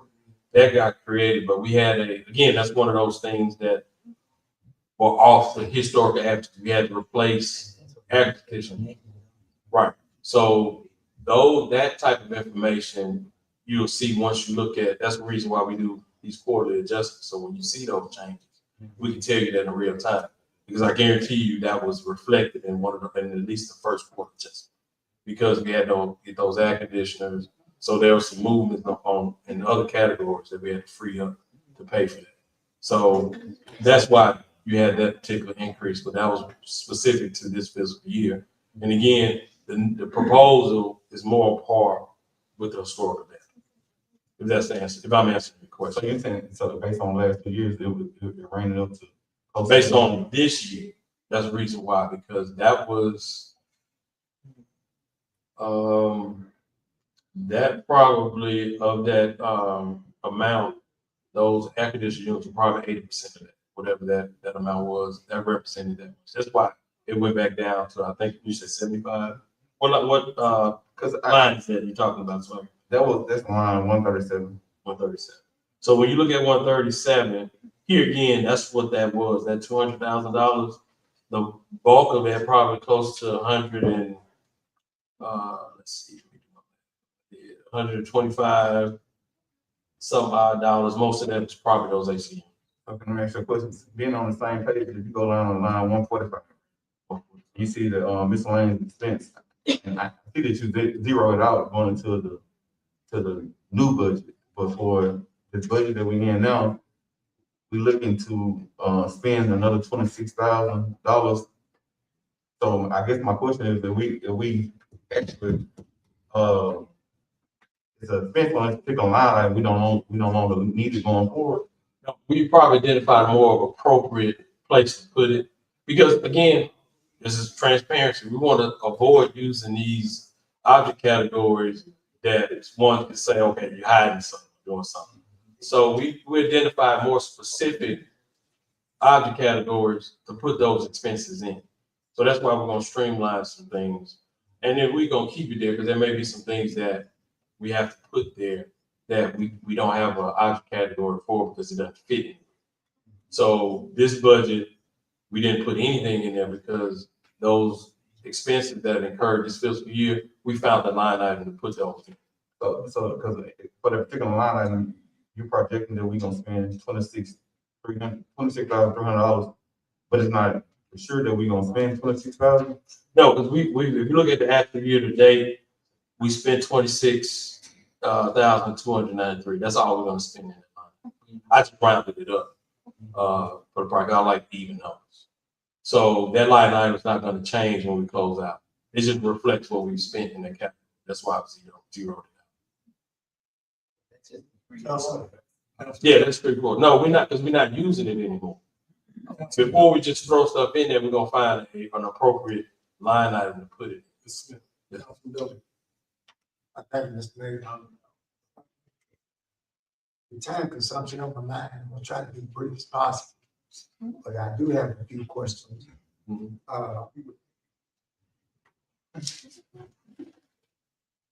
What I wanted to see, one of the first things that I wanted to know, when we're doing the budget,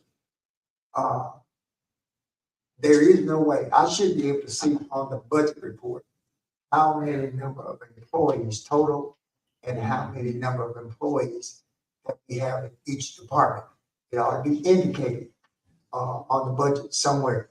Because again, you're talking about salaries. Salaries is one of your main drivers. Well, I'm just gonna put a pin in that, just so I'll circle back to it. There's no object category in the legislative auditor account that accounts for positions. Now, we can submit reports to you like I've been requested in the past, but there's nothing to put X amount of number of positions in the budget. This is what I'm saying. To get back, so I don't want to lose track. If we are doing a budget, I'm not talking about historical data or anything is subjective. That should be based off of the number of employees we have right now. If you're talking about salaries, whether you're talking about salaries for people that are already in positions, and or you include the unstaffed positions. Either way you go, you're gonna have a number of employees. Like take for instance on the admin side, right? Admin side, let's say they have 35, 40 employees, say 40 employees, right? Follow me? Mhm. So how do you come up with a budget for salaries if you don't know the number of employees? Because each employee, as you add employees, each employee is going to add to that salary structure, right? Because each employee is given a department. So when we run those reports, it's like when the report that I provide y'all in April is the report that we use. So admin, everybody's an admin, you add those up, that's the salary. Then you do related benefits, percentage of whatever it is. That's how you budget for admin. And then whatever vacancies, like we have a vacancy for work rate, that's in the budget. So we're doing that, but again, there's nothing to put in the budget as an object category. There are 40 people in admin. There's no code for that.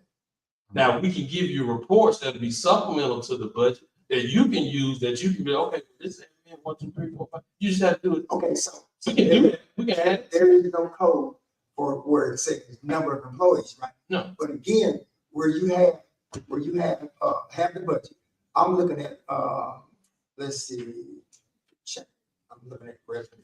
So let me change the page. Just when you do give me a line number. Okay, go down to number 89. Line 89. Yes, number 89 on admin. Yes, sir. You see where it says salaries, regular employees?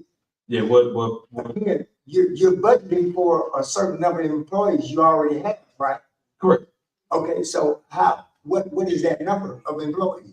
And again, I can, as a supporting document moving forward, I can print out the personnel report to attach to the budget, and you can look at it. Okay, We sort it by department. but again, when you get that personnel report in hand, what I'm gonna have to do is I'm gonna have to go in and I'm gonna have to break down the report myself, because it's not gonna be itemized to say. We can sort it by department. It's just before. Okay, well, Yeah, but you can sort it by, because that's how we do it. That's how we get to know. okay, It's so, just, when I produce a report, I just did it alphabetically. so okay, you no know. problem. So Right. we got that, Yeah, I can attach that as support document, no problem. Okay, so the next thing,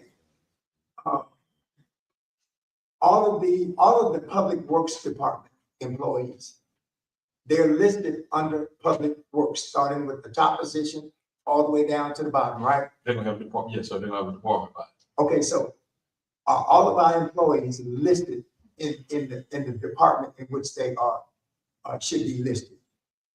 Yeah, once you pass the budget and we update the conversion, yes.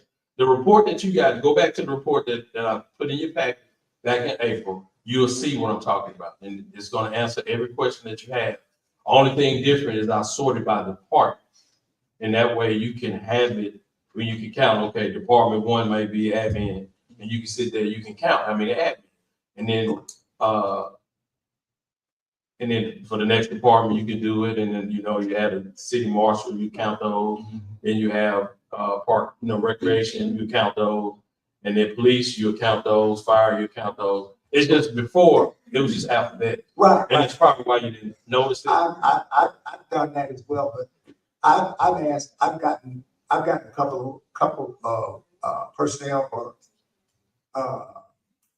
reports already, this year, right? Mhm. So, So I'll give you one, I'm not sure. yeah, I've gotten three, I'll give you one. and I've gotten three different formats. And so that's part of my issue right there. If every time I get asked or get a personnel report and it's in a different format, it starts to become a little confusing because the information I was looking at last time is not on the report this time. So is there a singular format? No, because when you go into the GFA, you have about 30 checks that you can check. When I do a report, I just give you basically what you need, because if I give you everything, you're gonna be like, what is this? Because you're gonna have a bunch of pages. So I streamline it, first, last name, department, hourly, yearly. That's all I give you. So if somebody else give you a report, they gotta check what they think you want. So if you get your information from the same person, it's gonna be the same format. Okay, Or you have to be specific in what you ask for. so if you got your hourly employees and your salary employees, should the salary employees have, instead of being broken down hourly, shouldn't they have what their salary actually is? That's what I check. I check that it's an hourly rate and it's a salary rate. That's in every report that I send you. It's in there. The reason why I asked is that the last report I got, you had. I can't speak to that. I can speak to the Yeah, one I gave you. It didn't have the actual salary for the salary personnel. It had it broken down by hourly rate. And I'm like, okay, well, I know you can do that, but is that the way we do it? The only thing I can tell you, Mr. Doty, if you get it from me, those are the categories you're gonna have. If you get it from someone else, you need to be specific on what you want. Because if you're not, and they give you everything that's checked, you're not gonna be able to process it. Okay. So again, I could attach this as a supporting document to when we do Q1, Q2 through 3, and then you look at it and you can do whatever you need to do with that. Okay, no big issue. We're not. gonna When do we that. do the budget, I just don't pull, okay, I think admin is gonna need this. No. I calculate everybody in admin.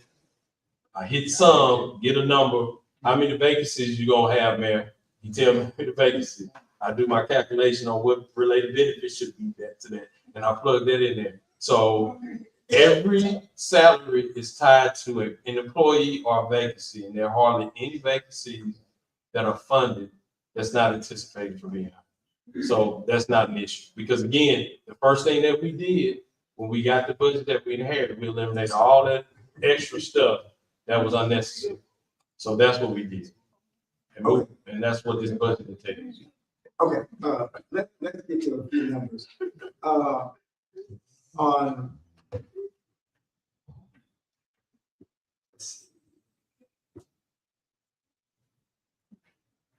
number, line item 43. Hotel tax I'm assuming is that like a franchise tax? That is a tax that, Franchise fee? that money is collected, Mr. Doty, I don't want to say specifically, because I can't recall. But that's one of those recurring revenue sources that we have. I think we mainly, fund, things attached to the, No, no. that's revenue. Yeah, this. Yeah, that's revenue. revenue. Yeah, we get that. But, I have to give you the specifics on that. That's one that's been a recurring revenue source for the longest. I don't know off the top of my head exactly what all that entails and what the taxes are. But that, we get that every year. So that's a recurring amount. Okay, well, it was revenue, I won't ask too many questions, Jack. Okay, move over to number 56, this is also in revenue. 56. Yes, the esports, 56 and 57, the esports and the athletic program. Mm-hmm. You have on the proposed budget, on the esports, 55,000. Correct. So are we're gonna be collecting, fees to get that, or Yeah, those are gonna be in fees and, sponsorships. 55,000? Yes, sir. Through the course of the year, that's what we anticipate. It may be more. I just was conservative with that estimate. Okay. And the same with the athletic program? That is, we combined, and so again, that's trying to be more efficient. Instead of having basketball, football, track, softball, they're all athletic programs. I just wrote that into one. So that's what we historically project for as, anticipated funds that we receive from each one of those programs. Okay, all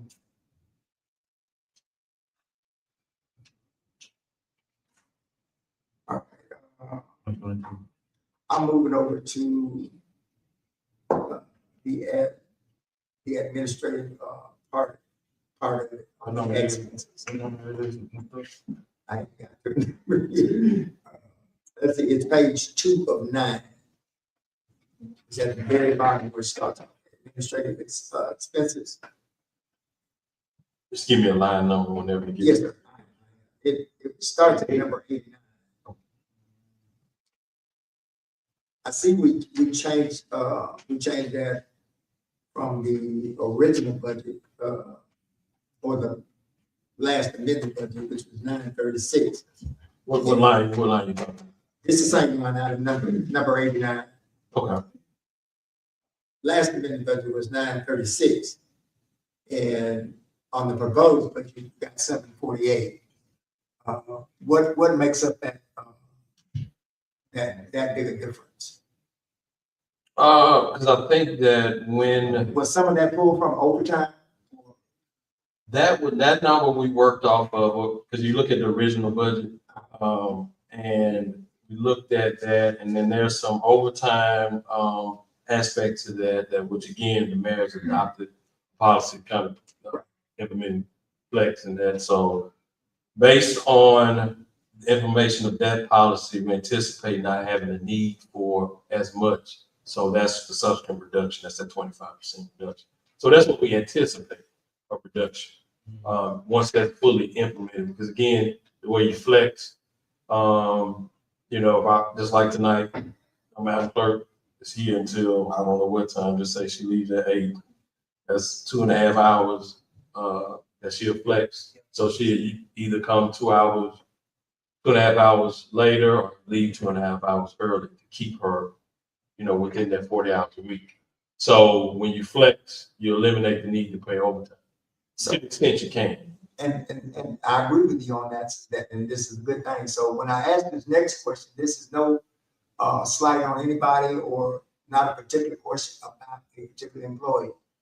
What I'm trying to find out is on your salaried employees, for the times that they work outside of normal work time, are they granted overtime? Because in some cases, you will have to pay overtime as opposed to flex time. So what I'm asking is salaried employees, do they get overtime? Or is there? There are no exempt employees.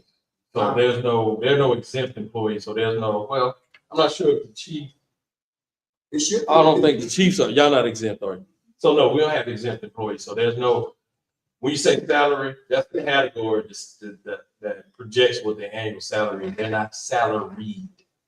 because we don't have any exempt employees. Really? Yeah, they're all hourly. That's just what they make for the year. It's a salary. Yeah, we don't have, they're not, I mean,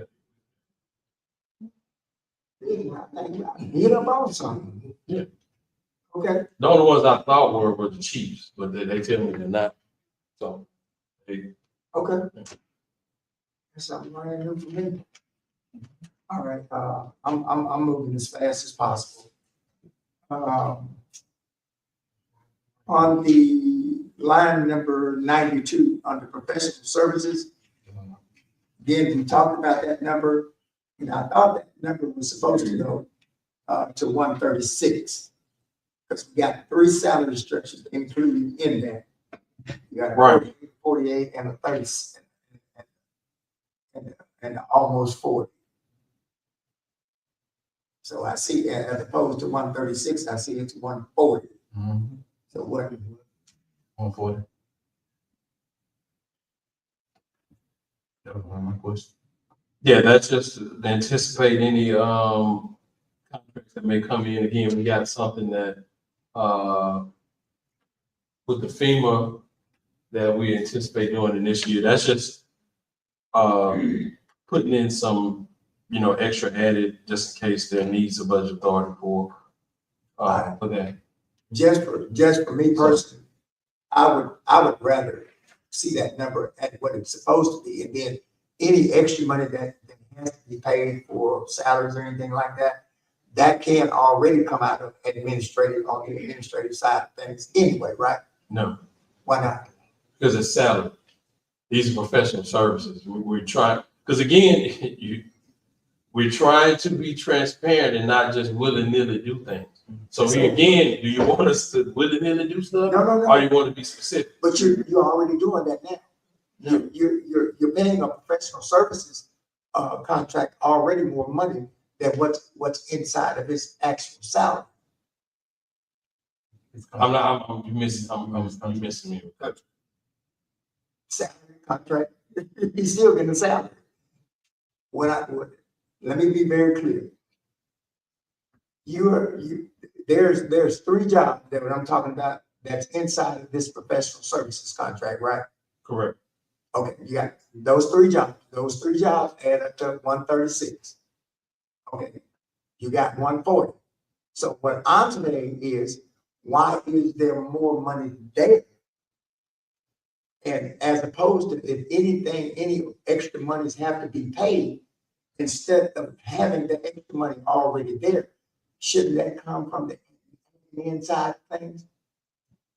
The contract that you have is gonna encompass what your pay is unless there's some modification that's necessary and proper in regards to that.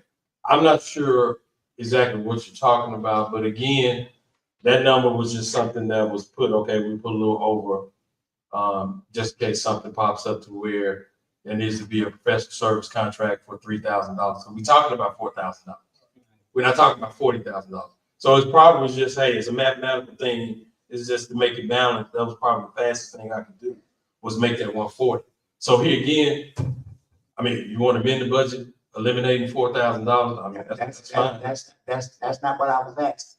Because again, if we're using that process here, what I'm trying to say is, there needs to be some consistency to what we're doing and how we're paying things. Because again, if I see a professional services contract that comes in and it's already structured inside the budget, why do we have to budget more money? Because you won't need any more money than what's already inside that contract. See, I'm not following you. I'm just explaining to you what this is. We budgeted based on professional services. There's a little overage, because there's a little overage for everything, and it's $4,000. If y'all want to amend it, take the $4,000 out, you can. Okay. I don't know how that's gonna change what you're saying in this budget, because if that's happening for a reason, and it doesn't matter what this line item says, because there's a reason for that that's authorized by something.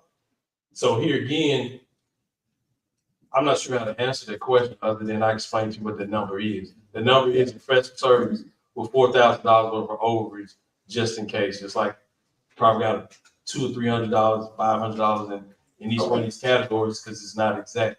I just did it to balance it out.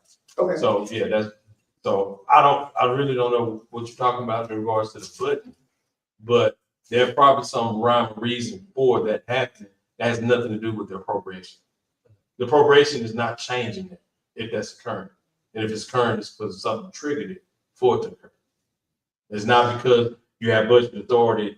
And I think that may be a misconception that you have, because it's just as the budget authority is there, doesn't necessarily mean this administration is number one, going to spend it, and number two, has the authority to spend it without being tied to something that you're going to see. So that's what I'm saying. I'm not following you totally on that, other than that's how I explain how I got to 140. Okay, line item number 122, demolition expense. We had in the original budget $60,000, and it got amended to 85,000. Correct. And so now we're saying we used we're putting in 50,000. Have we used or depleted because again, I'm talking about from the time this last report was prepared up until now. Is that number still 85,000? That'll be in the fourth quarter. I don't have the current actuals. Again, this is the FY 26-27 budget. Okay. So that question, it'll be answered once you get the Q4 budget, because it has actual as of June 30. Can I piggyback off what Ms. Dota, even for that? Well, yeah, the year. Yes, I will. Even for that particular line, and that was one of my questions. I'm sorry, Mary. For demolition, it was a budget for 60,000, right? Mm-hmm. But at the year to date of February 28th, it was 0, meaning that we haven't had any expenses for this particular line item. So I guess the thing about how you know it's going to be 85,000. This is what we put in the budget. So you're gonna look at the actual was spent. The original budget was 60,000. Correct. So that's my question. So what make it go from 60,000 to 85,000 if nothing was been spent? We will have to go back to the Q3 budget. Again, the question that you have is a good question, but it's a question that we should address during Q3, because I don't have Q3 in front of me. That was part of my concern last time. I was saying to the year to date. So the year to date, just for this particular line item, it was 0 because you drafted this in February. Right. So I'm assuming in order for you to get to 85,000, it had to be some come out the February to say. It could be. I just don't have that. That's what, and we'll talk about that, and you will see it. That's why I was saying. You will see it in Q4. Right. This budget is based on, you gotta look at the appropriation amount. The question is I put $50,000 in there because that's kind of on par with what has historically happened. Now, to answer your question, I will answer that in July when we take up the closeout year, because I had an actual. Yeah. And I tell you, so if the actual is 40, I could pull up the invoices and tell you what was spent. That conversation is separate from this conversation, because we're talking about. I get it. Yeah, see, that's why I said my conversation was kind of leaning towards 25, 26. But in order for you to even ask some question for material, when the material, you project the material to go be expense of 200,000, but you're gonna budget for 75,000. So when we are approving we need to know where you get I from, because if we look at G, it was 200,000. So we asked the council to say, hey, well, we're going to approve this line item for 75,000, but then it was expense last year 200,000. That's the big difference, right? But and that's the question that, and I get that I asked it at the wrong time because it was kind of confusing to everybody. But I thought that if you see your numbers where you are now, it can help you budget for I. And that's what I did. That's why I said 75. And again, we've amended the budget along the year for this fiscal year based on this fiscal year When you say, real-time you issue, say 75%, right? Just think about it. 35,000. What I'm saying, you just say, you remember you said, when you did it was at 50% in February, I'm assuming. Right? But that was Q2. But It's Q3. okay, it was Q3. But we're looking at even with material and supplies, it was $4,000. So now you're telling me it's way over expense because it's 200,000. Right. If you go Well, back, I'm not, because you projecting it to be 200,000. So what I'm saying is, Because- how do we know it's gonna be 200,000? You projecting it to be just because you just said it's a projection. no, you're confusing two. It's 200,000 in this fiscal year, and I broke it down because we bought units. We don't anticipate having that large of expenditure, so I went back to the historical average. That's why I said we gotta kind of keep in consideration, we talk about the proposed budget and those levels. So when we looking at it, so it's all on one line. So we're looking at original, we're looking at men, and we're looking at proposed. Right. When you're looking at the original at 4,000, and you're looking at the project at 200,000, then proposed at 75,000, we have to ask questions like, how you get this number? And that number should have been explained when we amended the budget. So that's what I'm saying. What I asked you, and I asked you in Q3, I said, hey, so this don't have no reflection of Q4. You told me Q3 is you just showing the amendments that took place. I asked you the question. Right, but I think we talking past each other because I'm focused on this budget. Now, whether or not it's under budget, we'll get there during the course of the year. Because if we have to add money to that, that's fine. We just don't anticipate it as being as much as this fiscal year next year. So again, should have had those discussions during the amendment process, and it may or may not been asked. So that's why. So that's what we're just take, because Mr. Doty brought this line up. When we budgeted 60,000, and when it year to date, I just want you to understand, February it was zero. So I mean we didn't spend nothing. So some way you seen from the remainder, you were expecting it to be 85,000. So you're expecting the city to spend 85,000 on what? What I'm saying, where you get that number from, 85,000?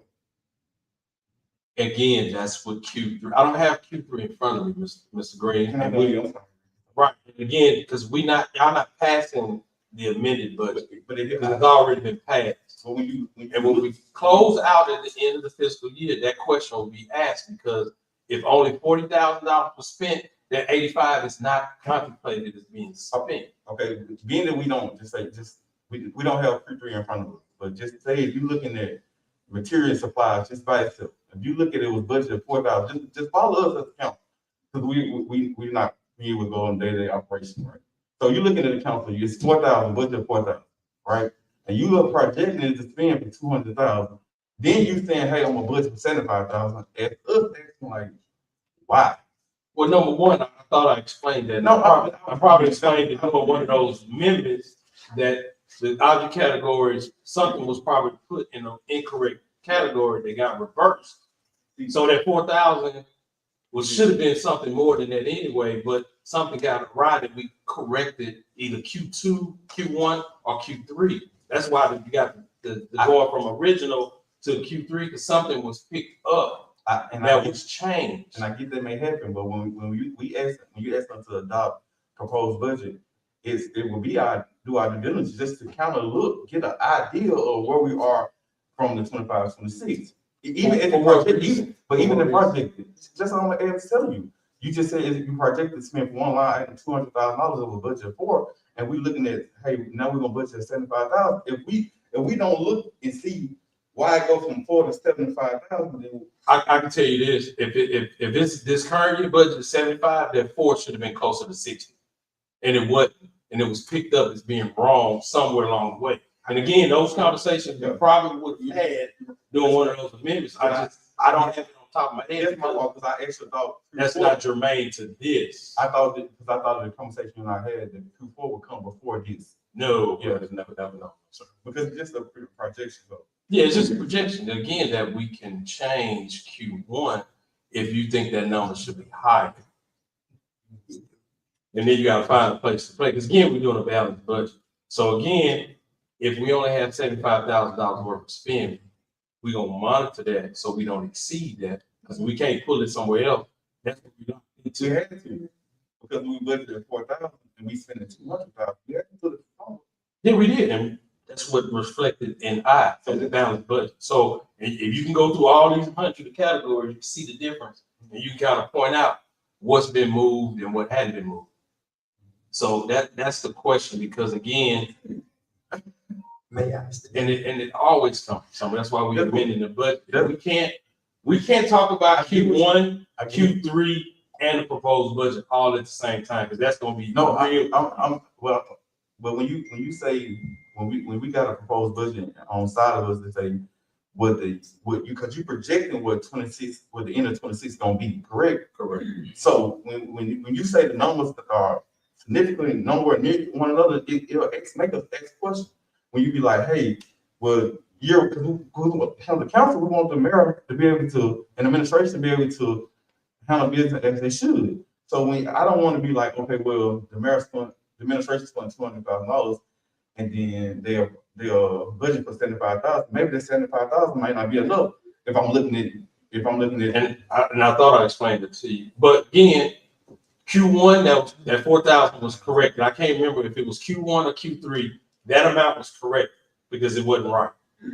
So I don't have all those budgets in front of me because they're not germane to consideration of this, because we have to put that in the budget because the Budget Act required it. Here again, this proposed is what we anticipate based on the historical average. Now, you're looking at the original budget, and it was amended Q1 or Q3 to affect what we actually spent, not what's proposed, because that was adopted back in, I think, July, August, when we did that original budget. You said extra spent, that's what I was going about year to date. Yeah, and we haven't as of, That's the question I was talking about. and I don't have the number between the Call two. you one time. Right. So, I got one point of information. Jay Green? If you said it was corrected in maybe Q1, Q2, Q3, right? And it's on this proposed, but it should have been corrected on there, because if you did the proposed budget, it should have been corrected on here, because he's looking at 4,000, right? But you said it was corrected. right, but we're looking at, Corrected, it we're should talking have about two been- different line items, you're going back and forth. One, Let me finish. I'm saying, if you did the proposed budget, you gotta see where you're coming from. If you said it was correct, it should have been reflected on this report right here, then it wouldn't have been no misunderstanding, because it would have showed closer to whatever it is, 70 and 75. You said it's more like 6, you said there's no way it was 4,000. no, we were talking about, you were talking about two different categories. You went from Yeah, but when he the talked, demolition to the thing, so you were talking two different things. 75 wasn't with the But what material. was corrected? What was corrected in quarter Yes. 1, 2, and 3? yes, it is, Ricky. That's what I was telling you.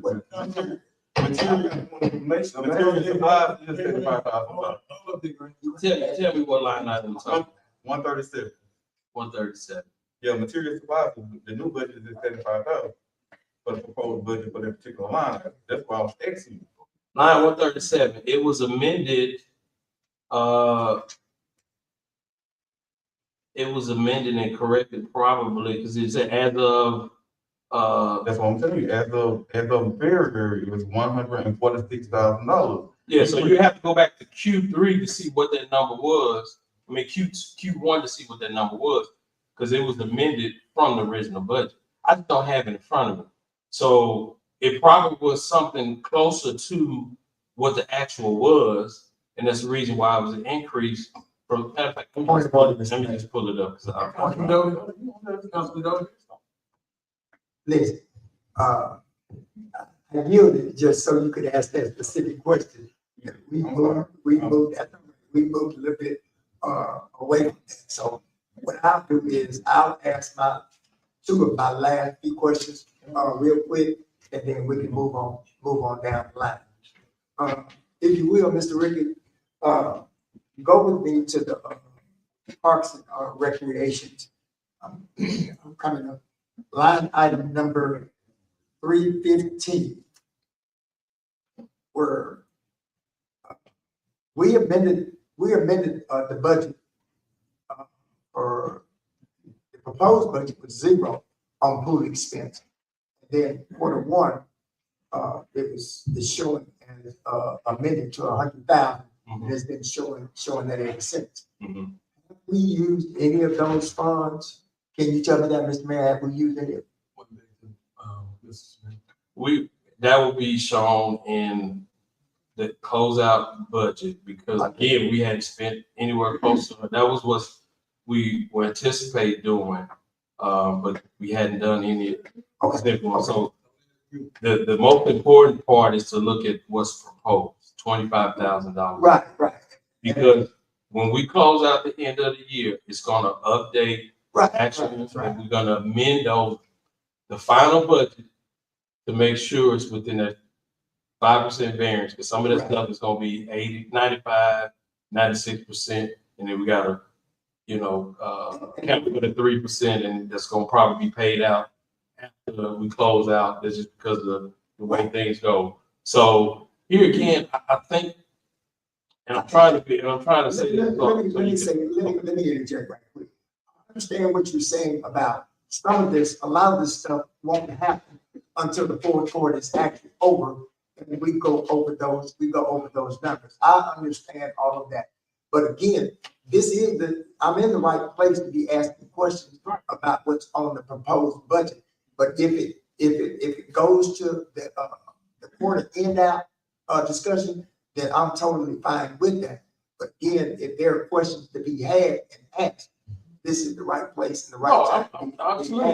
Absolutely. I'm just saying that we shouldn't get too hung up on it, because we hadn't closed out the budget.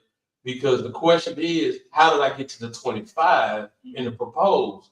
That's what the question I'm anticipating. Well, no, I never asked that question. Right, My question was, have we spent any of the $100,000? And I have that question answered for you. Okay. During the closeout. I thought maybe you would have had that off the top of your head. No, because that's not germane to this, but it's just not. Okay. Because column G is what's germane to what we propose being remaining for the fiscal year as far as the historical 5-year actual. And that's why it's required in the budget act.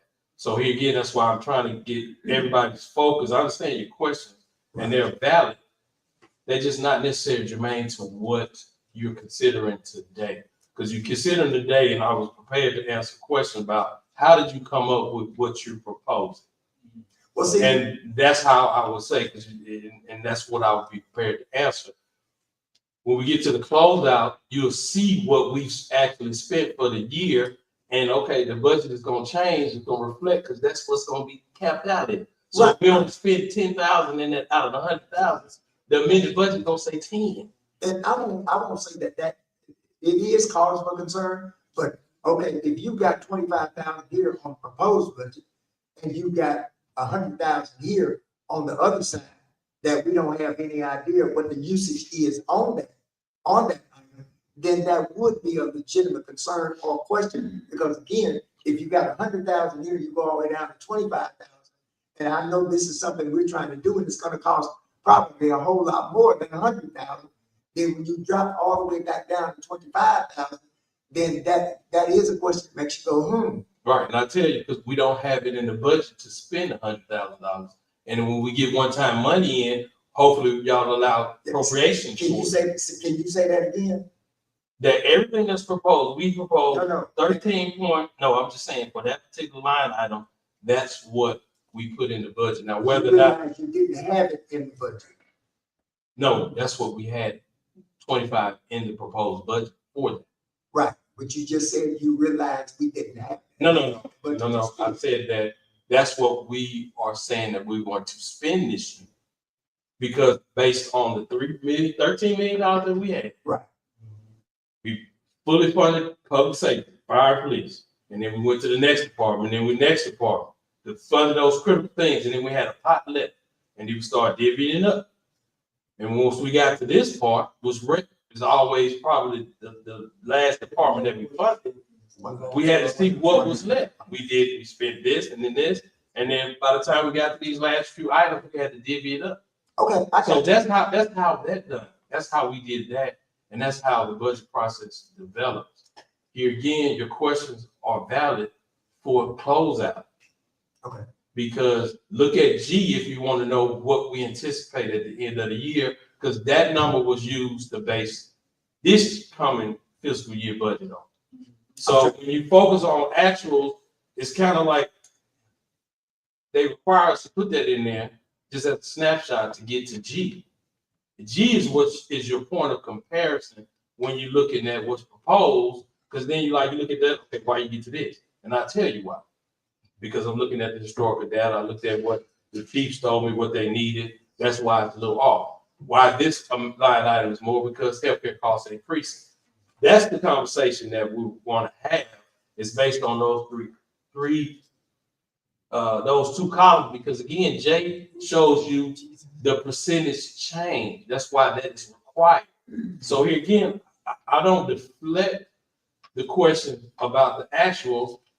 They're just not relevant to this. They're more relevant to Q4.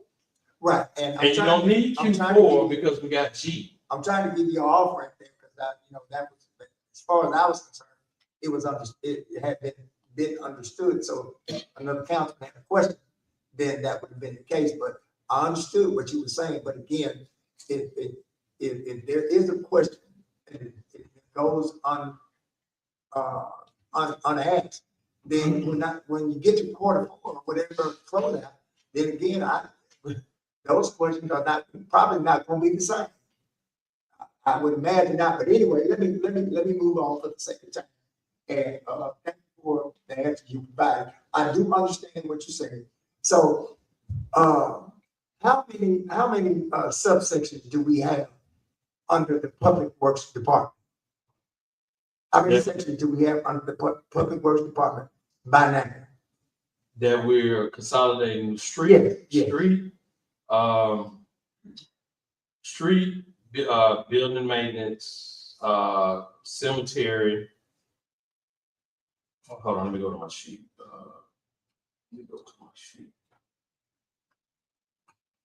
You got street, building maintenance. Street, building maintenance, cemetery, Parks and Rec. Park and Rec, you see that's still, Okay. category. Airport. No, airport is, Yeah, airport is so uh, purchasing. that's been combined in admin. Give me a second, Mr. Dudley. Okay.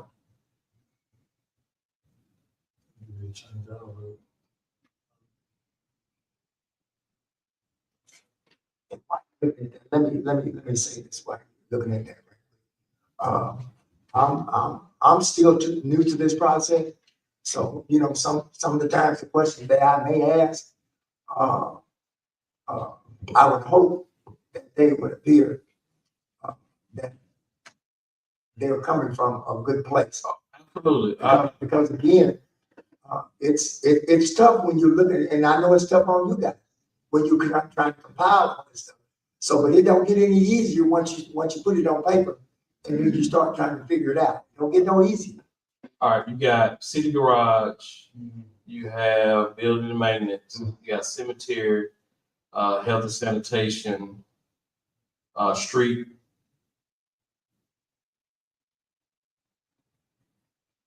And the sewer expense. That's mainly those reimbursements. Okay. So those are the departments that are all under public works. We technically airport goes under, but we just left it separate. We may eventually, the mayor decides, we may just incorporate that in there down the road, but for now, we just left it separate. Okay. That is public works under traditional public works. Thank you, Mr. Rick. I appreciate it. Anybody else? Yeah, Councilman Jay Green. The budget. We asked you earlier last month about the overtime. Did you redo the overtime? Did you reappropriate the overtime? I did not, because we had already put the proposed budget out, so we can't amend our proposed budget. Y'all can amend anything. The issue with, Let me finish. okay. Because if you don't amend it, when we get ready to if we go over the 5% variance, when we get ready to do it, we're going to repost it. Why would we go with 5% variance? Because here Because, well, again, let me finish. Because we did that $1.4 million with this proposed budget. You say you zeroed it out. what was 1.4? The other money. The other money that we supposed to have had that we didn't get, but you zeroed it out. The grant. Oh, that's true. That's the sales tax. We passed that budget already. This general fund.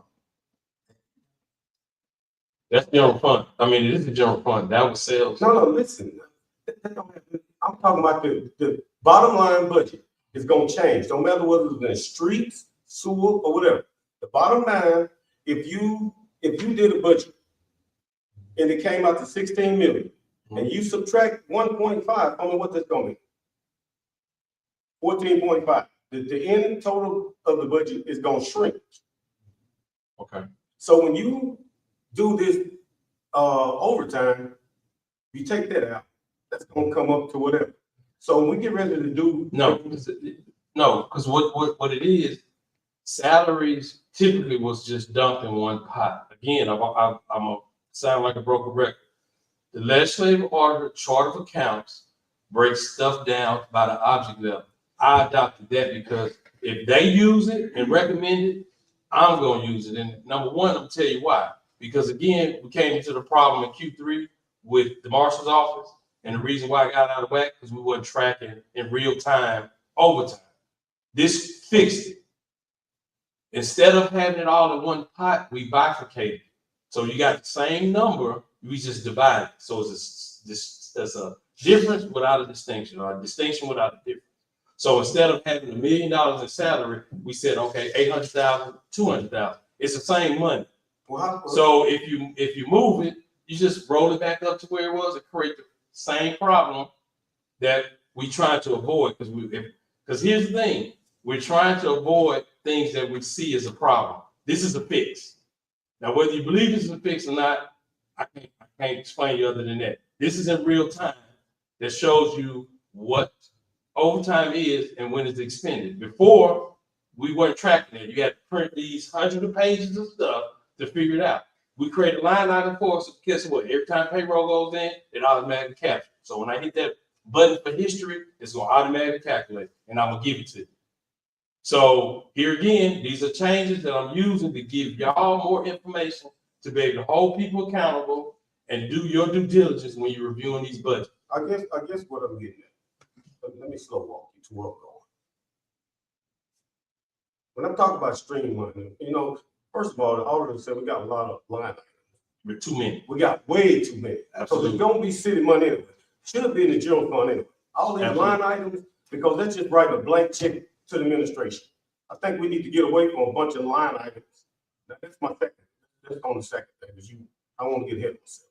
I want to. But actually, the line item increase transparency and allows the administration to, where you can track what the administration does, just like what we just did. We took salaries and broke it down so you can see where it's going, as opposed to having one. You talking about somebody else. No, I'm talking about all. I know, but let me finish what I'm talking about. You getting this mixed up with other people. Actually, I'm going somewhere. I got my line of question. I'm just last in the line. So if you need to take a break, we can take a recess and you get refreshed. I'm good. All right, okay. Because I want to ask some questions. Me and you, I ain't talking about the other part of the council meeting. I'm talking about what I'm trying to get to. I'm talking what I'm trying to get to. Me and you, because you're on the finance. Right. Me and you talk all the time. What I'm saying is, when I talk about the overtime, and we talk about budgeting for positions, like I just used the police department, for example.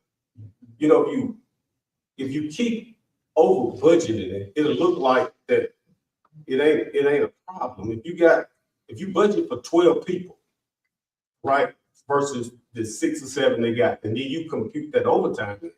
But if you do it, if you streamline it, and this didn't include the overtime in, about if you just put down what the 6 officers or whatever, the 12 would do, it's gonna be probably less than what that overtime, it may not be, right? No, it will. It'd be less. Right. So about 6 months in, and when we get ready to go over, we like, hey, chief, why we half a year in and we almost at 100% of the budget?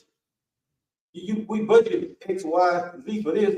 Why are you so close to your budget? Then you're gonna come in and say, hey, because we have to work overtime. And I'm gonna say why. You say because we don't have enough officers.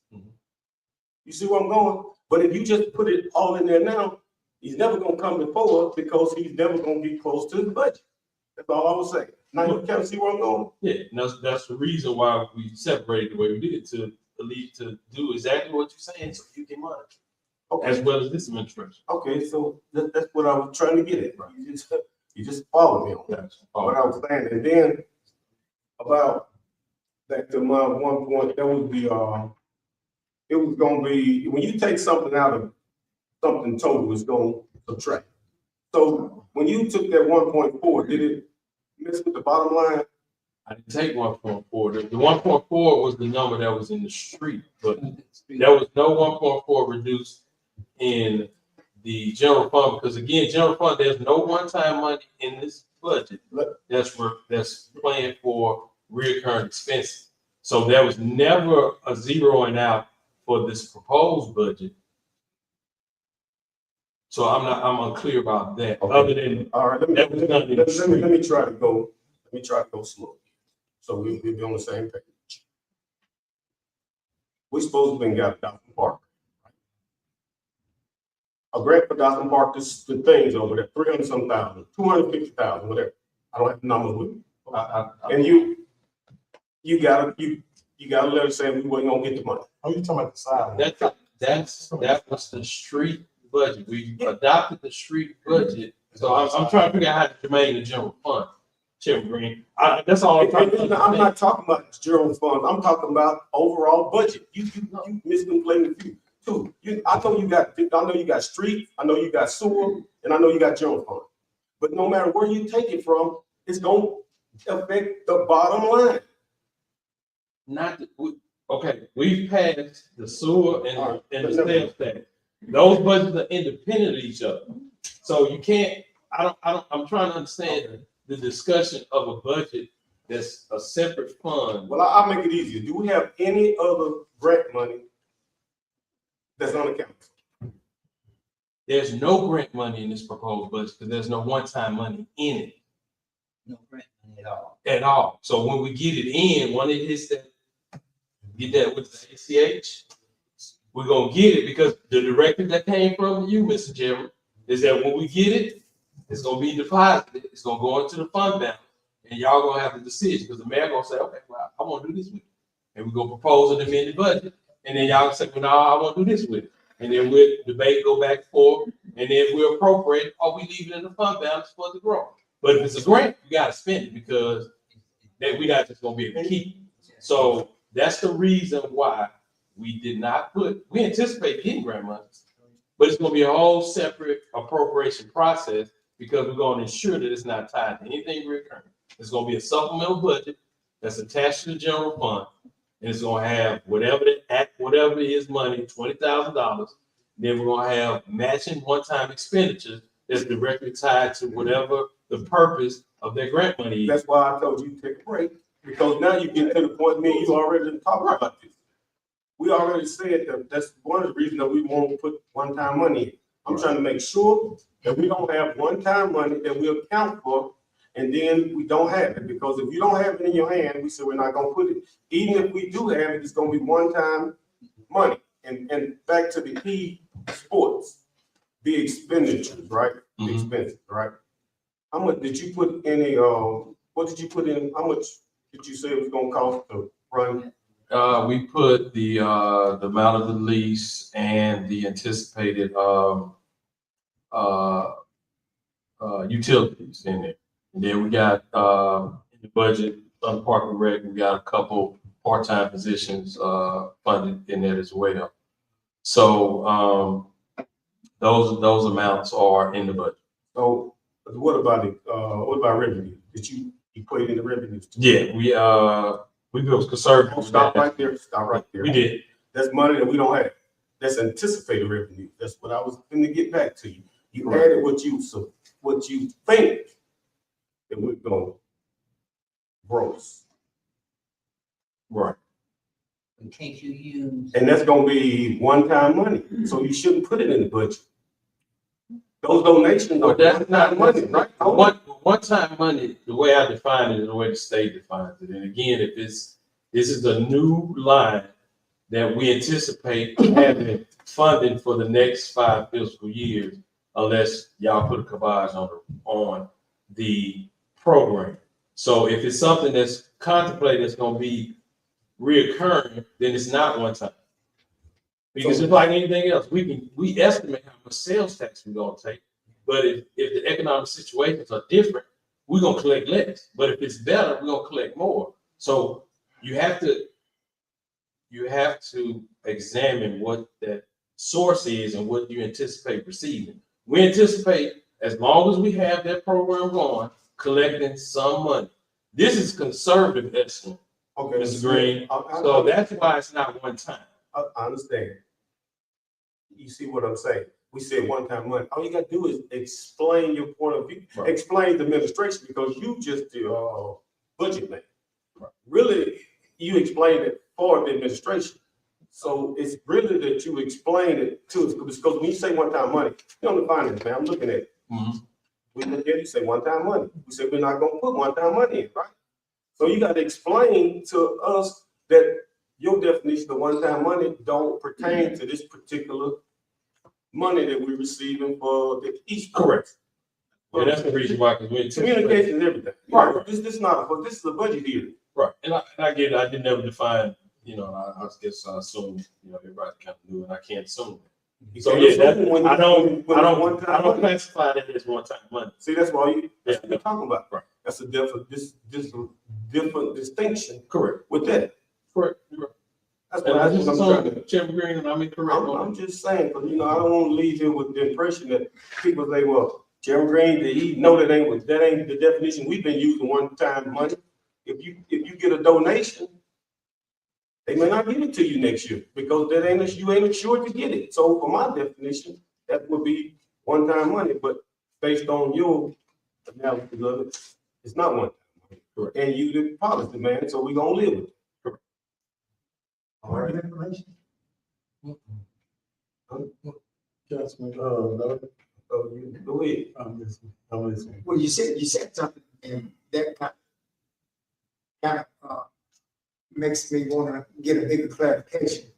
We're talking about the donations to the esports, right? That's classified 30. Well, it's a mixture of sponsorship and fees that we're gonna collect. Right, right. Because that's what makes it, that's one thing, because there's no different than athletic programs, it's just a Understand that.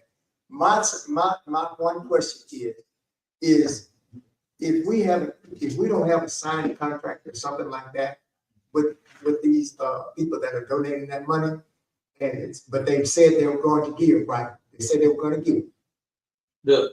Everybody that we've asked has been donated. We hadn't fully implemented the process. Here again, this is no different than what the city has always done with athletic programs, is that we primarily take sign-up fees that would generate revenue and we expend it on the program. That's the same thing we've done. Part of that is going to be registration fees for each one of these leagues that we run, on top of some of the other stuff. Because here again, depending on how popular it is, we may not have, that number may not be solely attributable to donation. That may come from registration fees because of the popularity. I did a combination of two and a conservative estimate based on, okay, every quarter we had so many kids participate, we generate this. If we had this amount of sponsorships at this level, then we get this. But if we get all the sponsorships that we anticipate, it's gonna be way more than that. And I'm not even counting the registration fee. So this is a very conservative estimate because I just wanted to mirror what is being paid for the facility to show that it's gonna pay for itself. And the only thing, if we don't make any money, only thing we're gonna spend is on electricity. For these kids, and again, these is for these kids. And again, it's not one time in nature because unless y'all just say, we're gonna do this program 1 year and then we're gonna get rid of it. Councilman Jay Green.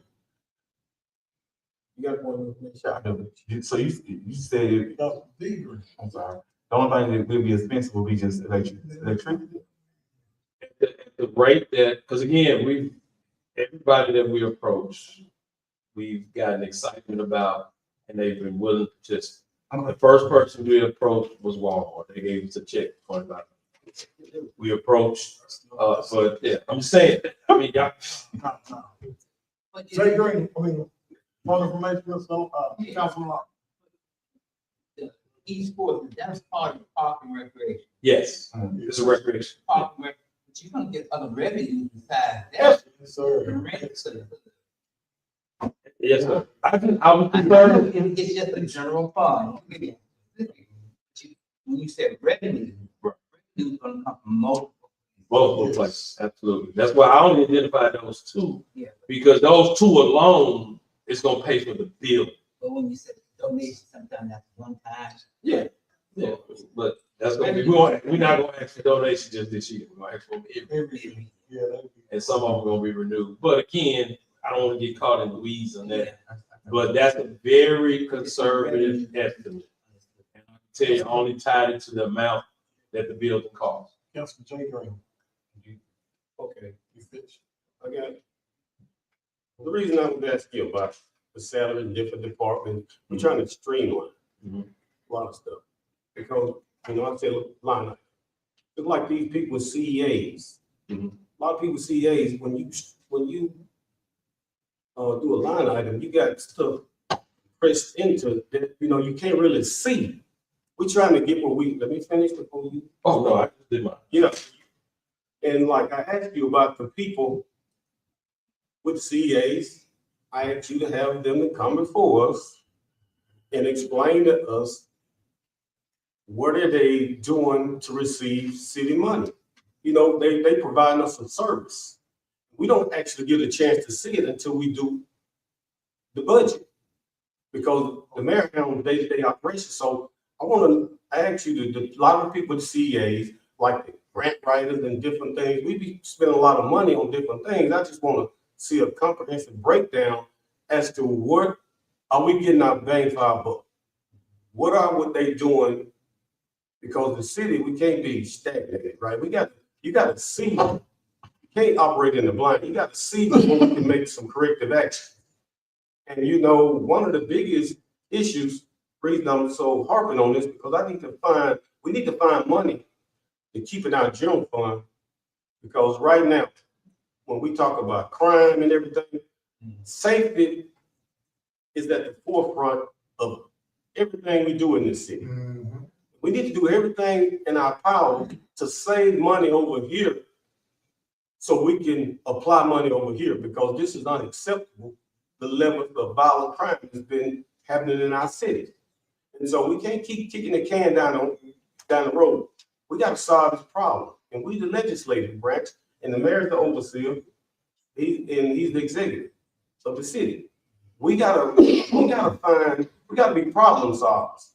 And it all gonna start with money. And you gotta, in spring, I say, you just calm down and see. I'm in the process of saving money over here so we can spend it over here. Because if you don't get crime under control, there's no industry gonna come to Bastrop.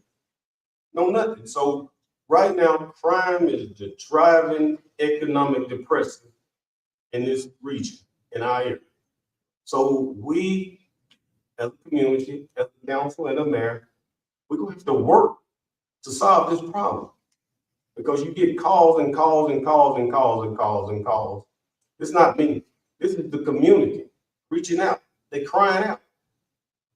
And like the mayor said, time is up. Right? We can't just keep saying, well, we trying. We got to get to a point where we got to stop trying and do. And it all is gonna come down to money. That's why I'm sitting here stressing about these funds. Are we wasteful spending over here with, all of these problems, all the stuff that we really probably could do without.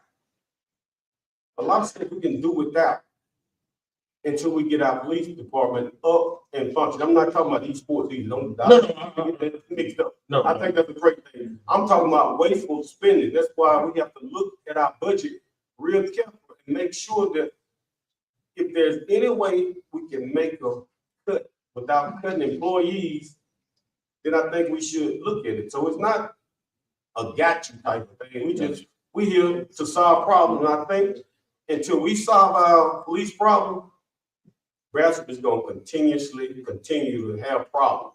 So that's our goal. I think that everybody up here's goal is to solve our police problem. And that's why I was asking about the overtime. It wasn't about talking about got you or whatever. We need to be abreast of what's going on in our community and address the crucial issues. And that is a critical issue in our city right now. And that's why, and again, that's a good observation. But here again, the mayor's priority has always been since day one to fund public safety first. And that's what we've always done. And you can talk to both chiefs. What's in this budget is what they asked for and what they need. Now, after that, again, the rest of the priorities are laid out in this budget based on what was left. The mayor's, priorities thereafter. So here again, if the council, again, that's why we give you these line items. So if y'all want to, address certain issues with the police department and have conversations with the chief, and they tell you, okay, this is what I said I need, but if I'm really honest, I need this. And if you find it in the budget and you make those necessary cuts, then you legislate about it, you can make those. But this proposed budget is based on the mayor's priorities. And again, y'all can amend it as many times or how you see fit, as long as that consists of the board. And you can adopt it. The only thing we actually do is do it before June 3rd. Because the public don't get a chance to see our finance. A lot of these cuts, we actually talked about them in our finance. Like that you got the administration is gonna look into a lot of different things that we trying to combine because they seem to be duplicating each other. It's just like we spending money, it's been throughout history of the city of Bastrop. But sometimes it's gonna come a point where somebody got to be the adult and say, hey, wait a minute, we cannot keep paying these people over and over. This is a duplicate. They duplicate the process. And we as councilmen, along with the mayor and the administration, we got to look at ways to streamline spending. So I'm saying this is no public show. This is for real. Once you sign the budget or whatever, you have to look at it because once you do it and you put some as a line item, when we get back and come back, ask the mayor, why'd you do that? And then the Attorney Jones said, well, y'all voted on it. Y'all put a line item. So that's what I'm saying. We want to streamline the line items. We want to get away from just blank checks, if that makes sense. I ain't saying that, that you got a blank check, but you know what I'm trying to say. I think in order to manage money, you got to be able to see when it's being spent. You just don't want to give too much to something and it have to never come. Not saying the administration would do it, but it's just our responsibility as legislators. And that's to make sure. Right. And that's what we're doing. I'm gonna give you an example, just like we talk about the airport being in public works. But again, we had conversations when I consider him, Madam Pro Tem, a department head, because he's the only one out there. So when we look at the budget and certain line items, and it's like, okay, fuel, for instance, he knows what his budget is. He buys fuel 3 times a year. He knows that unless once his budget adopted, unless it's amended, you got $20,000 to spend. I don't care how much fuel cost is. So right now, that's 10,000 gallons. And then 3 months later, when he buys the second load, if it's only 7,000 gallons, because the price went up, he's still spending the same 20. So we're doing that. And the only reason why if there's a certain change is because something acute happened that, okay, like air conditioners. something that's acute, that's not anticipated, we're gonna find somewhere else to move it. And we're gonna be like, hey, we gotta cut this, we gotta reduce this by this. So now you can't, let's say we did it from the airport, say now instead of 60, you got 50. So now you got the last 2 loads, you gotta divide that by that, because you can't spend that, because we had to take 10 from this and 10 from that.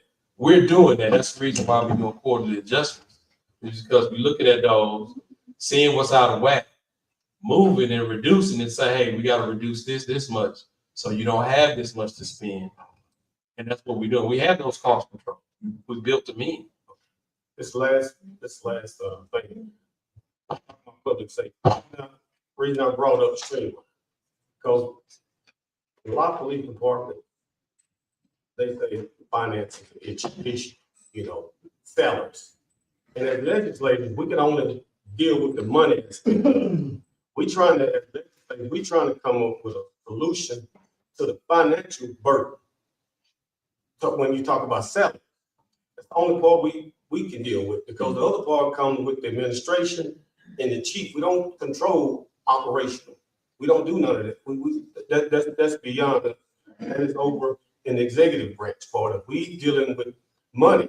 So if money is salary, because I keep hearing it's salary, we need to address it and see if we can come up, because you remember year before last, we addressed it. Last year, we addressed it with a raise, but every time they said we get a raise, the other people get a raise. So we want to do everything on our end to make sure that we're doing everything to make sure that the police department is up and running. It is no fault of ours. We are doing what we can as legislators to keep the police department up and running, because we gave them what they asked for last year and the year before. If you need more, come up and speak to us, because crime is at an all-time high here, and we all, as citizens, legislators, the mayor, we got to come up with a plan to resolve the problem. So we want to do everything on our end to make sure that we can get it up and going. And I think how many police officers that you say you need? I can tell you, hold up, you come on up. I can tell you now, the Bastrop Police Department, Sheriff Tubbs and his crew, we done came up with a plan, and it is in action. Chief Reed finna come up and say something else, but you're right, but we already on top of it. All right, now, we appreciate everything y'all doing. They said they were on top of it last year. But you can see by the news, if you go watch the news, since Thursday, we have been doing something. I'm talking about Sheriff Tubbs and also the chief now also. Go ahead, Chief. Hold on, before you start, Chief, I don't want to get it misconflated. I didn't say they was doing their job. I'm talking about personnel. I'm talking about staff. And you get them mixed. I know you get them mixed up. You saying what they ain't doing. I never said nobody in the city was not working on. No, you just said that. No, I'm gonna let him tell you something about person. Coming Right, about personnel. Yeah, but that's what Chief gonna tell you now. That's what I was talking about. 80 to 90% of the officers that we lost do not live in Morehouse Parish, and they're not residents of Morehouse Parish. 80 to 90% of the people who remain at the police department live here. So you, as a city, we're gonna have to do something to attract people that are in Morehouse Parish, not to go to the other agencies, and people that live outside of the parish to come to Bastrop to work. It's not just this is not just a police, it's a demographic problem, period. Because we're not the only department that's going through this. You got surrounding agencies that are shorthanded too, but I can speak of the Bastrop Police Department. And all of the employees that we had leave in the last few years are not residents here. We're losing them to other agencies. Most of them are going to agencies where they live at, which was Monroe, Washita Parish. And the ones who remain here, if you check, we only have one officer that lives in another parish that has remained with us since he started working here. All the rest of the officers that we have that are working now live here in Morehouse Parish or right next to it. Also, we can do some things like I gave y'all in the packet some of the incentives that these other agencies offer. our hourly rate is, it's not a whole lot less than what they're offering, but they offer certain incentives that we're not offering. So we can look into that, me and the mayor can look into that and, come back to you all and see if you all want to try any of those incentives. But, the other thing is, since the last meeting, we have hired 3 officers. 2 of those officers are former employees of Baxter PD. They left and came back. Left the agencies that they were in and came back to Baxter PD. And one of the employees we hired is going to be attending the academy in August. I have 2 employees that are on the waiting list. But like I said, we have to go before the Civil Service Board on the other deal we were talking about, the age limit. But that's where our problem is. What officers you have now? We have 8 officers on patrol. 7 of them are working. Like I say, I have to send the other one to the academy. Well, you gonna have 8 officers with the, We have 8 police officers on patrol. 1 of them has to go to the academy to be trained. So we have 7 officers that will be working on. and how many is it gonna take for the police department to be up and running full? I'm talking about full shifts. For patrol, 12. Well, see, So we're gonna need at least 4 more officers. I guess that's what I'm trying to get at. You say y'all coming up with a comprehensive plan to reach that goal. Y'all strategizing on how you gonna come up with those numbers? Yes. That's what I'm saying, because the people are hurt and suffering, and we need our police department up and running.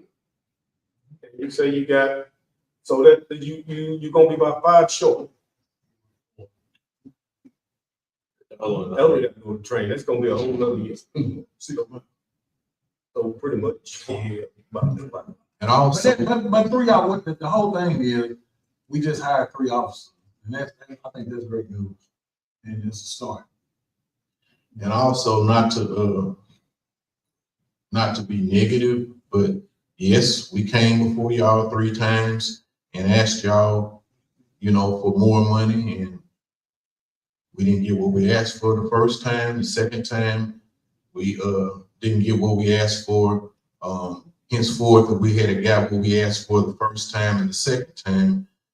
Our our hourly wage would be more than what it is. Our hourly wage starting still is $17.12 an hour. I told you all, it's in the minutes in the report how much we needed. I told you I needed to start them at $19 an hour. That's what I state pay or whatever. It's on record. Chief, when you sent that list out last week, or whenever you gave it to us. Yes. And I looked at the cities where you were comparing those wages with. West Monroe, Ruston. Can you get figures on what Farmerville is making, Winsboro is making? And see how we compare those. We're comparing apples to oranges. Yes, sir. Our population wise is closer to West Monroe, but I can definitely do that. I have a point of information. I'm just trying to go back, because I remember, Chief, you asking for a certain amount. And then we said, okay, if we give you this $2, I can't remember, $3, will you be able to get your police department running? You told us yes. Yeah. I remember that meeting. You told us yes. I So now you're saying we did not give you what you asked for? asked for $4. Well, over 2 years, that's I'm $4. giving 2. Yeah, we gave it 2 one time, I think, came back, gave another 2, so that's $4. Yeah. We gave you $4 total. 'Cause I know we Right, couldn't- not at once, but it was over like a 2.5-year period. I had asked for 4 all at once. And during that time period, we were still losing people. They were still bouncing back and forth. I think just like you said, money is not the whole issue. It's not the whole You issue. gotta create a want. Hold on, we didn't sign on Maurice. No, you good. You gotta create a want. Well, I guess what we just doing process elimination. The goal is not to criticize, ostracize nobody. The goal is to get the police department up and running. We all gotta be on one accord and get the police department up and going and just make sure that, you know, like you say, money is just not the total drive. You got other things to factor in. We just want to make sure that we're not hindering the progress of the Bastrop Police Department. We don't want to look like we keeping your hands tied as to growing. I think that it's a all hands evolution, like we said in the Navy. It's crunch time. Nobody's gonna save us. We gotta save ourselves. We gotta think outside the box. We gotta, if the way we recruit ain't working, we gotta strategize and do something. Choose how fast you can get the number. Council Lady, That's all. How fast you get the number, I can't tell you that. the salary. Just take But phone call. we are also trying to get the age drop to the civil service and then it come to y'all. We can recruit to 19, because 19, we have firefighters going in risking their life. So I know they can be a police officer like Monroe also. Okay, point of information. here. Councilman Point of information. Green. Okay, point of information. Jay Green. You said dropping the age limit. You think about, you talk to the civil service about dropping the age limit. I have not talked to. I'm talking about, y'all said the civil service Yeah, to the board. posting board, drop it age limit. I guess my question would be is, you're dropping it to attract more police officers. Why are we having trouble attracting 21 year, anyone that's mature, 21 and older? I guess that would be my question. I know, Chief, Williams go to high schools and he get tons of 18, 19-year-old fresh out of high school. And that would give Chief Reed a chance to go to the high school with him to try to recruit.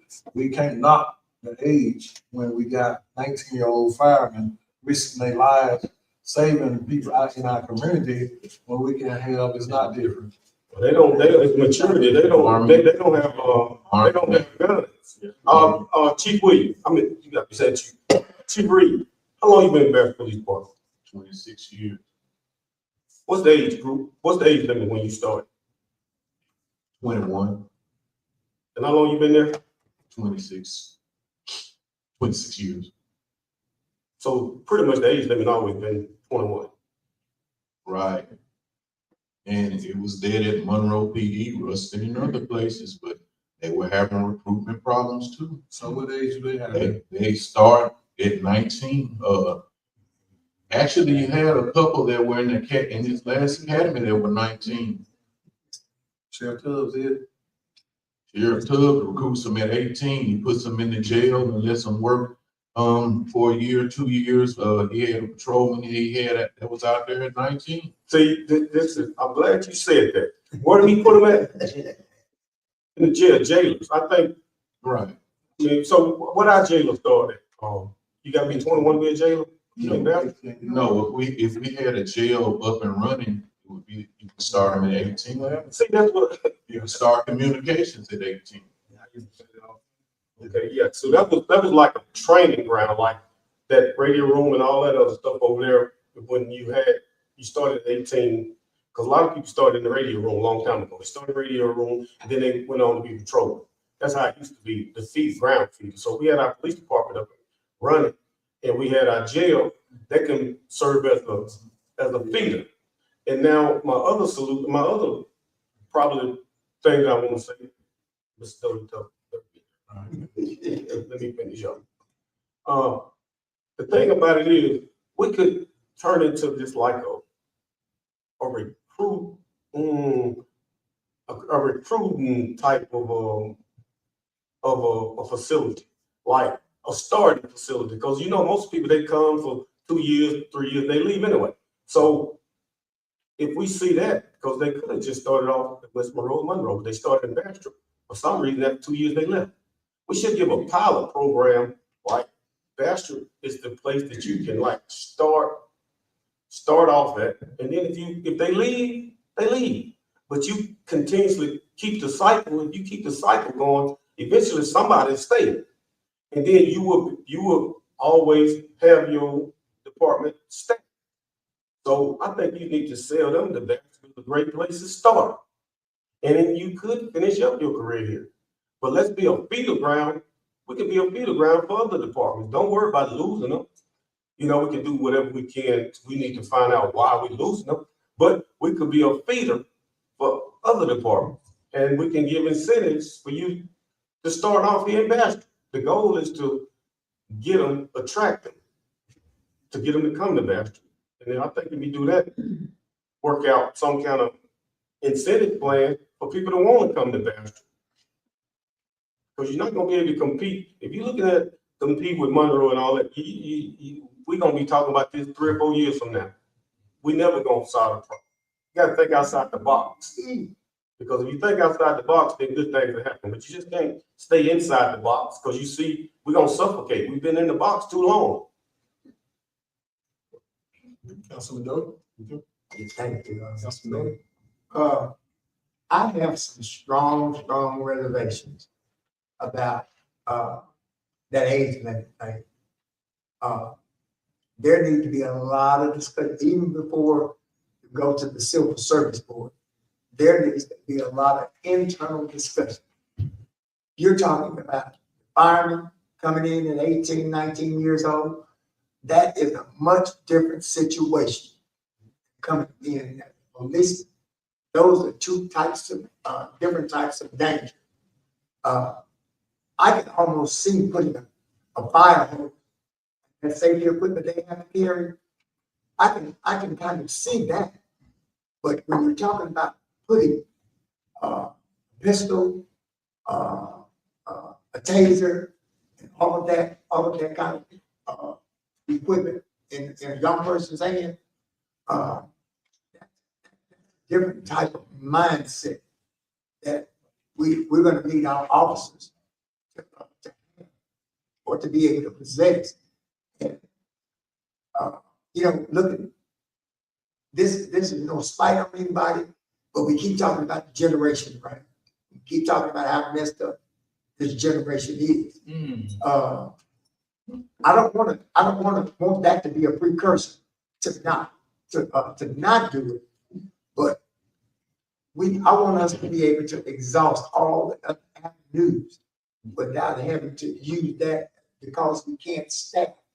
I don't want that to become the first thing that we do, because in doing that, what you're going to do, my opinion, what you're going to do is you're going to put the hands of the police department and the city on the backs of 18, 19, 20, 21 year old to be able to go out in those critical situations and be able to make those critical decisions. At 18 to 19 years old, I don't care how nice of a person they might be, but do they possess any critical thinking skills at that point? Do they have any what's the word I'm looking for? You have to have a certain mindset when you're talking about putting those type of putting young people in those type of positions. Because again, if we look across the country, it's all over social media, newspaper, you talk about it, you see it. There are so many incidents already with our training and people that's been on the job 10, 15, 20 years. I wouldn't necessarily have that issue with fire department, but with the police department, let's I'm not saying don't include it, but I would have to have probably a list of 5 to 10 of the things before I would say consider dropping the age to 18 or 19 for the policeman position, because that is very important. Right. Very important. I have my opinions as far as the age is concerned, but I've been asked to build this department up. I want to build this department up. just looking at all the different avenues that the other departments are doing and that they have had success with. And it's one of the things that they have had success with. Do I think in all situations that 19 and 20-year-olds are capable of doing what a 27, 28-year-old? It just depends on the person. That's why you put them through a program and get them vetted.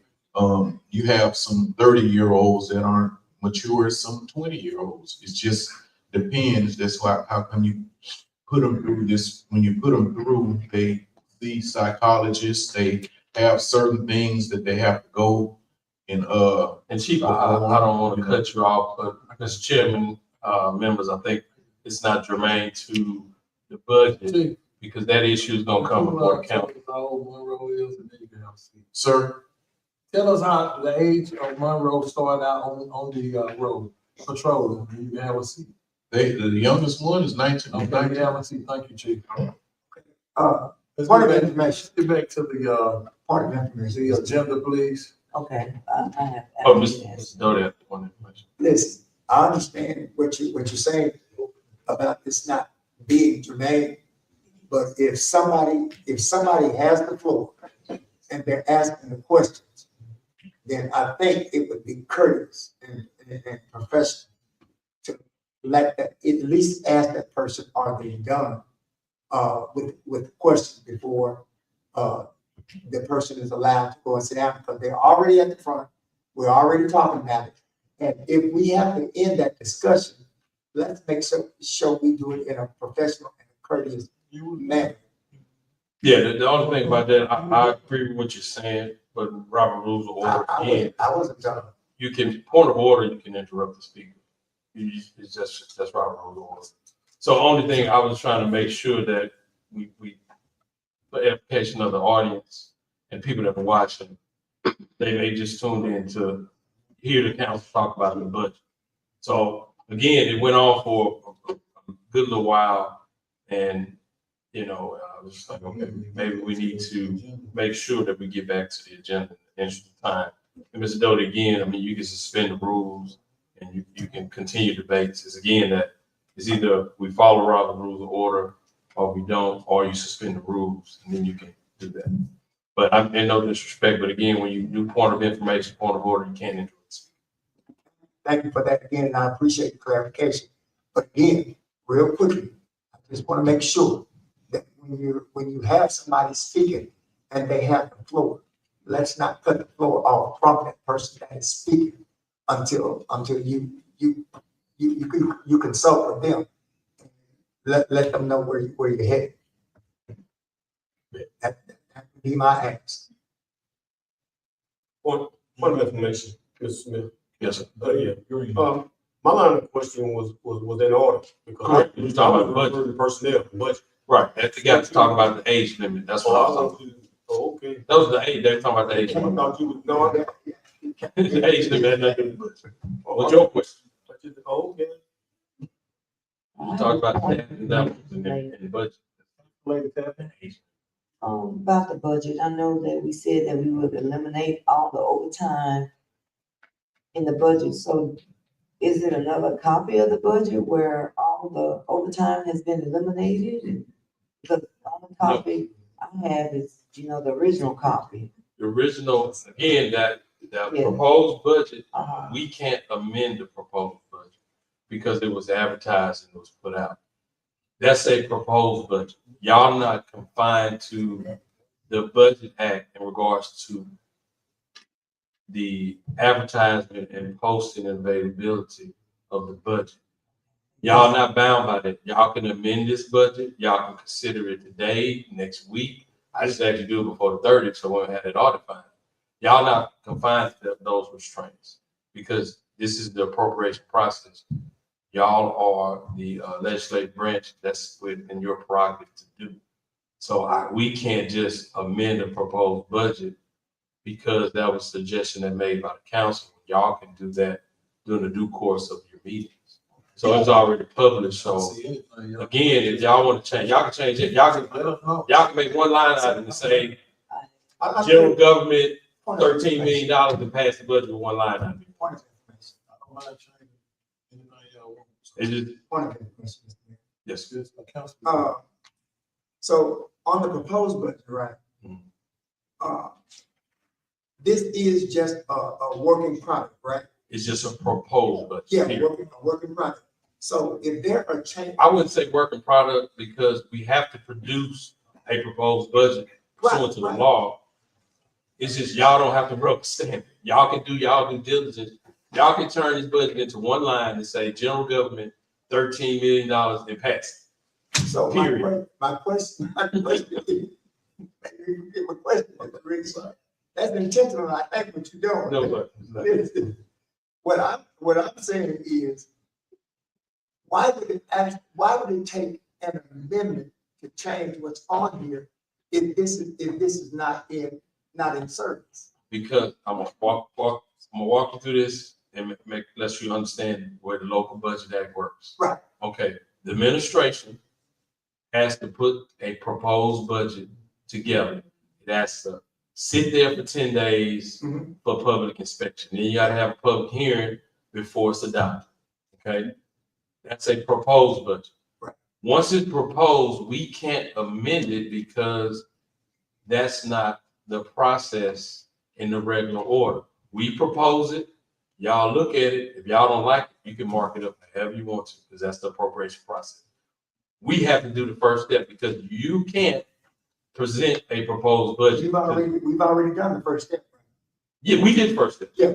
Y'all can't present, you don't have the authority to present a proposed budget, but you have the authority to consider it, adopt it, and you can change it however you want to. No, we don't need that authority because it's already here.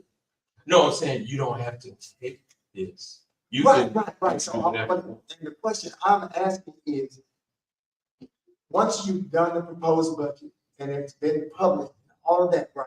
Correct. Now we're still talking about the budget and we haven't come to a final decision on it, right? Yeah, because that's your power to do. Right.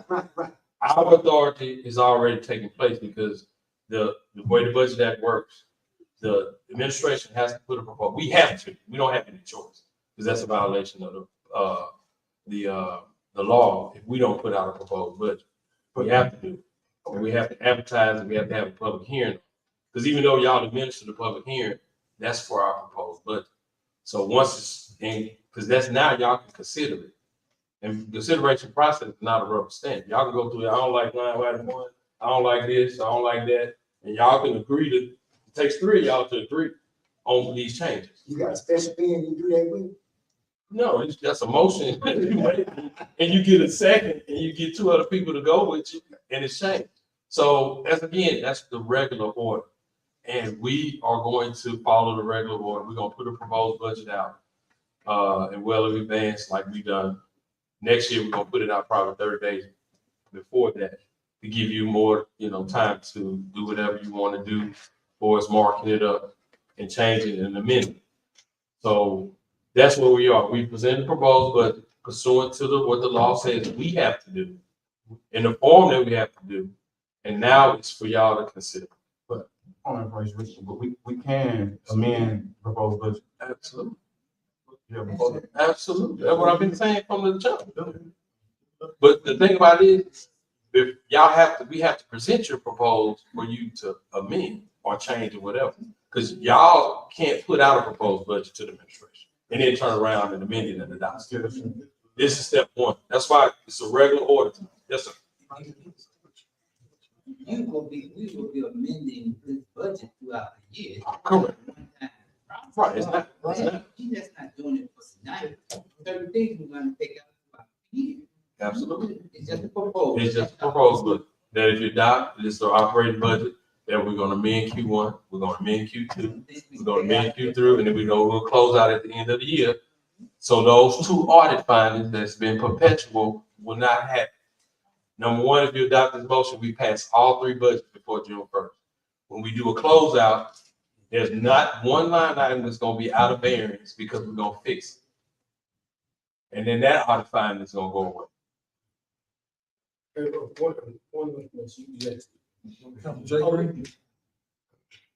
I guess what I'm saying is, this proposed budget, and you hear about the concerns now, you jot them down. about, well, let me finish. Yeah, let me finish, because if you don't, we got to pass the budget, right? This is a proposed amendment. I mean, this is a proposed budget. Correct. Right? We got to pass the original budget, right? You have to pass a budget. Pass a budget. Mhm. Well, your proposed budget, they telling you what they won't change. You So- can't, No, we don't listen. dictate to y'all. Oh, man, listen to what I'm No, saying. I'm trying to get it clear, because No, I think I that's understand what you're saying. we don't dictate to what y'all do. We have to put a proposed budget on because the law says we have to. If you want to change it, Mr. Green, we can't change it for you. You have to propose an amendment, and at least three of y'all got to adopt it. That's the regular order. So anything outside of what I'm telling you, Mr. Green, can't happen, because we don't dictate to you all. We have to give this to you because the law says we do. So we can make our amendments. Absolutely. You make today, and then guess what, Council Green? If you need more time, you table this to whenever your next meeting. And you table it to the next meeting. I just actually do it before the 30th. Because if you don't, that audit finding gonna be on y'all. Because we gave it to you well in advance. And it was just audit finding, and y'all passed it July 2nd. That audit finding is gonna be on you. You ain't listening to what I'm saying. Yes, that's what I You mean. listen to what I'm saying. This is a proposed budget, Yes. right? We can't change proposal. Yes, you can. No. Yes, you can, Mr. Green. You saying You something said, that's you not just right. said that you can't make We changes to, you just said you cannot make I changes said into the posted budget. Listen to me. I said we as the administration, you can change this budget. I've said that from every step of the way. You can change. I said you can mark it up. That means And change. I'm telling you what they won't change. You ain't listening. Propose it, man, Mr. Green. That's what I'm trying to tell you. No. No, you ain't. No, slow down. I'm not. Slow down. You ain't listening to me. This is proposed budget. You got it up on the door. Correct. You can't change it.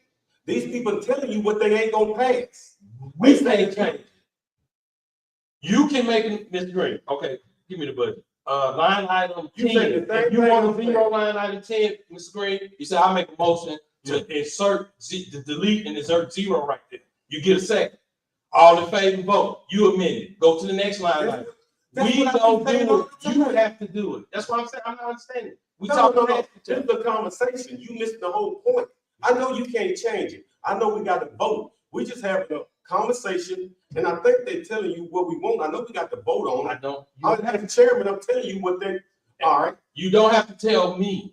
You tell the other councilman on the board that you want to change the amendment. Somebody got to second it. And then you got to get a vote. You don't tell me. Because I don't have a vote. The mayor doesn't have a vote. Let me tell you where it's gonna affect you. It And where doesn't it's gonna affect me. Because if they come and they make over 5% changes to the budget, what you got to do? Operate under the budget that you passed, because that's your authority to do, Mr. Green. That's why I'm trying to tell you. We don't have to approve anything that you do. You got to get a second, and you got two other people got to approve it. That's on you. You're not understanding what I'm saying. So in other words, tonight, if Ms. Angela make the motion to remove or delete If she get a each second, overtime item, then we can do it. you can do it. You just gotta make it balance. That's all you gotta do. You just gotta, whatever you want to delete and insert, you can do it. And then you get a second, then all in favor, you vote, and you go keep going. And then at the end of it, if it balanced, you can pass, but if not, you're gonna be in violation. So that's what I'm saying. I don't have to agree to anything. But, Y'all have to agree because y'all appropriate. okay, That's what I'm trying I ask you a question, to so, by us wanting to amend some items, when understand. but you're doing the budget for the city of Bastrop, right? We gonna document what you, just like when you make a motion to expand the agenda, whatever it's expanded to, we write it down. And you Yeah. vote on it. Yeah. So if you amend 14 items out of here, we gonna document it because we gotta make a record. Yes, and you gonna make the changes, right? With some, I mean, it's not that I'm making the changes, you're making the changes. We gotta record the changes you make. I'm not, if y'all change this budget and make one line item and say $13 million general government and pass it, that's what we gonna operate on. But if Madam Pro Tem go down and make 20 amendments, she get a second and get 3 votes to vote for, guess what? Those are change, because y'all are doing your legislative function. Y'all taking this proposed budget and adopting it the way you see fit. I don't have to agree with anything. You don't, yeah. It's the- I'm right now, who made a motion, did it pass? You can make it 20% absolute across the board change. So that's why I said, the question was, it was tonight, if we make 5% increase or decrease changes, you gotta present it again. No. You can amend the proposed budget without having. Let me say this again. The regular order things, and and tell me if whatever I say, interrupt me any point of what's not clear. The regular order, based on the Budget Act, is the administration has to put out a proposed budget for consideration. We have to publish it. It has to be ready for inspection at least 10 days. This one laid over for about 14, 15 days before it got taken. So, Mr. Ricky, you have stated that so many times already. You have already stated that. We've talked to the auditor, and also read what the local budget act says. Those two entities, the auditor and the local budget act, they agree that we do not.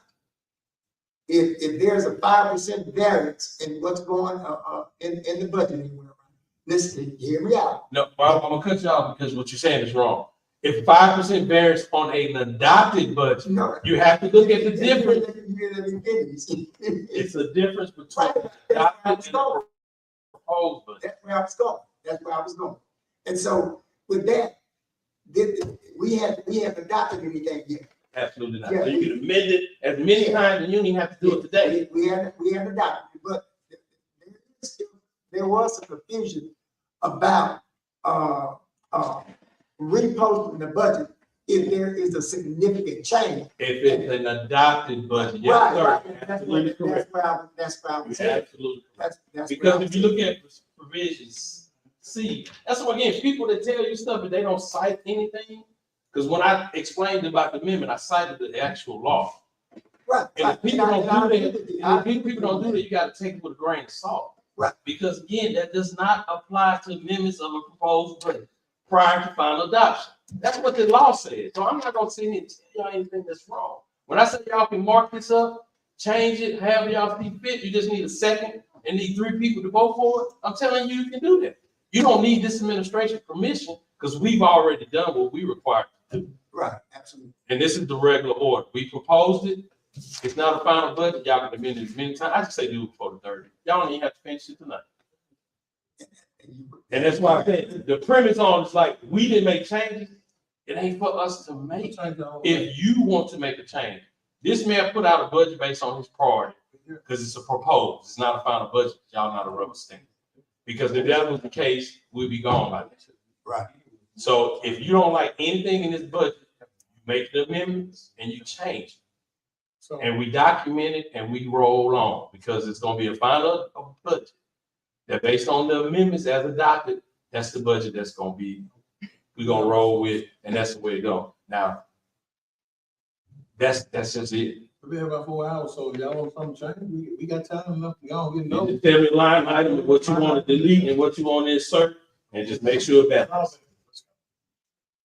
Because again, this is y'all authority to do. And leaning on the administration to make changes to something we don't have the authority to do. That's my only pushback is that you have to understand what your authority is.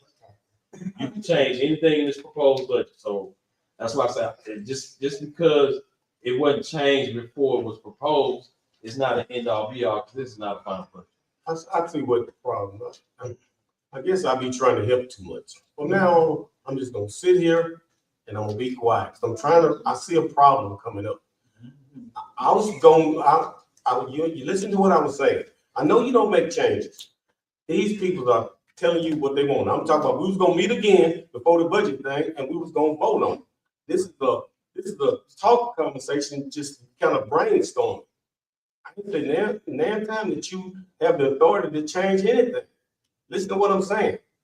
I'm trying to bridge a gap so we won't have this problem. What I'm saying is we just talking about it. I know right now I can call for a motion to vote on taking it out, right? Yeah. I can do that. Correct.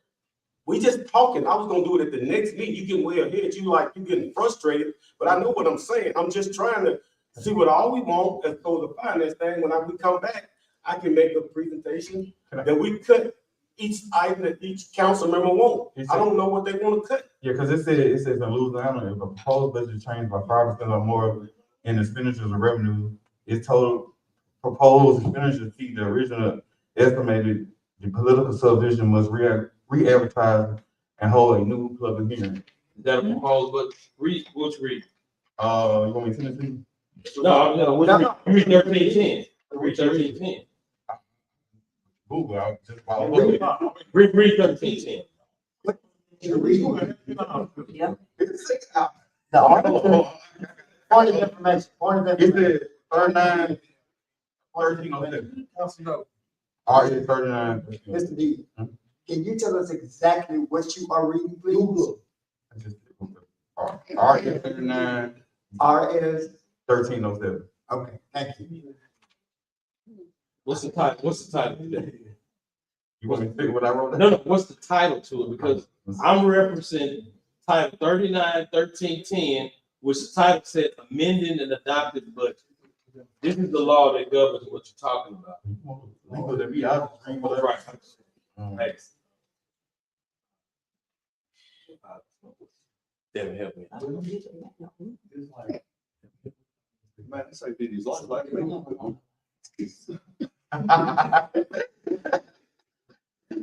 Y'all can advertise it as many times as y'all want to. So we've done our part. We've done our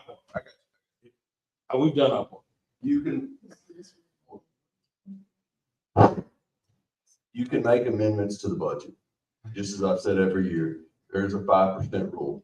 If it goes up or down 5%, overall fund balances. So your general fund balance, look at the sheet, whatever the balance is on it now.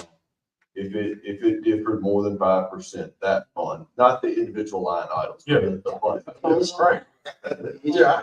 It's not. But generally speaking, in a $14 million budget, you're gonna need to move over $700,000. Well, we've done that. You had the 1.4 million that we took out.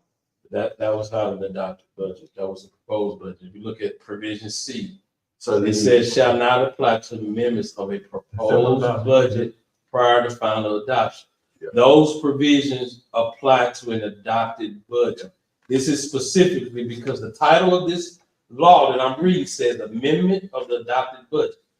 Subsection C says this provision of this section, what you're reading, that's 1310. It says the provision of this section, what you just summarized, it says shall not apply to the members of a proposed budget prior to final adoption. Everything you read has to do with Q4, because Q4 we're probably gonna have to advertise because I think it's close to a 5% change from when we started. So that one is, when I go through the numbers, probably gonna require advertising because that's an adopted budget that we're gonna amend. This is the proposed budget.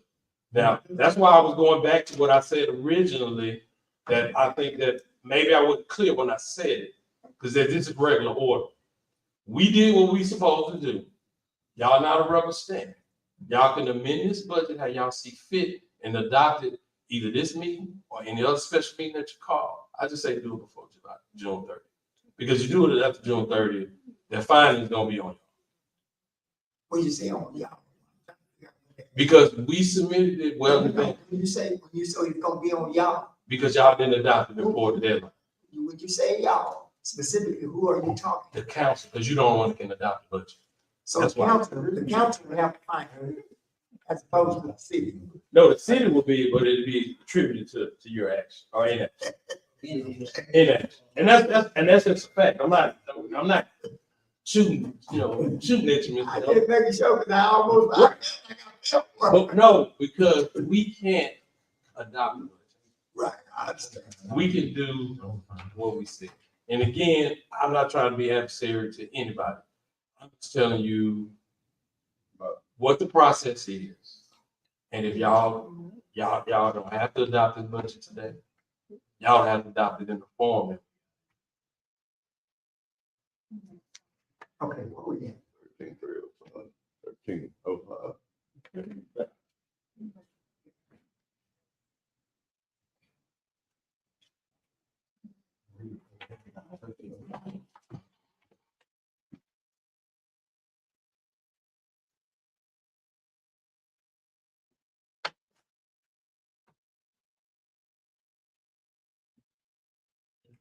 Yeah, we need to do something. I know you can read, you just get somewhere. No? Yeah, I'm gonna get to read. I mean, I think I'm Yeah, probably- it's not- So when you do a substantial change, you have to go back on the original one that's never been adopted. That's for an adopted one, Yeah, but we're not, we haven't, they Should haven't. we get that information? but that's on. Yeah, that's on the proposed budget, that's what we sent you. You making a change, we haven't adopted it. We hadn't made any changes. That's what we trying to do. Once the budget is adopted, then any amendment that can be made, but it can be made not subject to all those requirements on the initial adoption. See, we was trying to. We saying the same thing. No, we was trying to make the amendments to the, before we adopt the So original. you're budget. subject, you're subject, That's what we were saying. You're so- Now, you were saying that it's the adopt, then make the amendment. No, I never said that. Oh, I'm sorry. I think you adopt the amendment. Oh, I'm sorry. You amended, no, I didn't say I that. apologize. Yes, I'm saying that we make the change, and then anything of that 5% variance will have to be re-advertised. If you adopt it first, yeah, no, I never said that. I never said adopt, but Not the proposed budget, so, because we haven't adopted the budget. right, so here, it rolls like this. 1305 underneath the budget That's preparation. what we looking 391305 is your initial one. This is your first budget you ever advertised. Mhm. For the process, if you adopt what is considered, and this is down in provision F2, if you adopt anything that substantially changes the proposed budget or the intended budget adoption instrument, which is a little instrument that's attached to it. So substantial change has been interpreted by the courts to be 5%. Then you have to go back through the original adoption process. Once the budget is adopted, 1309 applies, 1310. It says you can make substantial alterations because those are throughout the year. You already advertised in the public budget. that's what I was literally That's right, we say it's on the budget right here. I just read it. That's, So what can we do tonight? yes, you can. So how do you, Yes, we should. okay. So the We should let the administration know what change we want. So the question is, so look, if you want to do this, just to add clarity, to try to add some levity. So this is one of those things where if I can have 2 seconds, if you know what changes you're gonna make, if you know what changes you're gonna make, you have to tabulate up how much change that's gonna be, and then divide it by the amount of that fund and see what in reference the percent is gonna be. If it's above the 5%, then you're gonna have to re-advertise. But if you stay within the proposed amount, then you don't have to do anything. We talking about two. Yeah. Okay, y'all do that. We talking about two different things. You won't know it until you see the change. If you balance it out on your changes, you won't have to do that. See, we talking about two separate things. Yes. If you stay with the $13 million and any changes that you make, you stay within that, because that's what we've been doing with all the amendments. That's true. That's what I'm talking about. But you wanna- He's talking about something totally But different. you won't know how much our changes are until you hear our changes. Well, it's gonna depend on this. Here's what y'all are both saying. You're talking about making line item changes, okay? 5% rule applies to the balance of the fund at the end of the year. Yeah. So if you make let's say you take $1.4 million from one line item. So now you're gonna have $1.4 million excessive, right? But you go expend that across a bunch of other line items and you disperse it elsewhere, you're still at zero in the fund balance change. That's it. Exactly. That's what I'm talking about, because if you talking about amending the budget and added 500,000 or $1 million, I'm just like, where you getting it from? No, when we was talking about, listen, so you just take the example when Ms. Angela, Councilwoman said about the overtime line item. Mhm. So we suggest that before coming on the budget, proposed budget, that we didn't want the line item strictly for overtime. So you added to that, that's a net, That's what that's what I'm trying to tell you, that the fact that you're not gonna exceed the 5% because you stand with the $3 million appropriation. That's why we have two different things. He's telling you, right, if you go, well, I'm gonna reduce the total budget by $1 million because I think we spending too much. Yeah. Listen to what he's saying. That's it. If you're saying, okay, I don't like the way you spread it out, but I'm gonna keep the same number because I don't know how to add to it or subtract to it, then you listen to what I'm saying. Because they're two different things. And I'm telling you, either way, it's on you to do. Because if you make those 5% changes, yeah, we gotta go and re-advertise. If the administration. Why would you do that? If the administration, so here's the deal, if the administration makes the changes, that the change to proposed budget, they gotta go back and all of it again. So the council has to make those changes. And this pertaining to the what? Proposed budget, right? That's what I was saying. He's saying adopt. I've been saying proposed budget. I never said adopted budget. I said no. Listen. I said that. I was asking you about this proposed budget. You said We should get rid no. of it. I'm sorry, overtime, because I want you to follow me. Go ahead. No,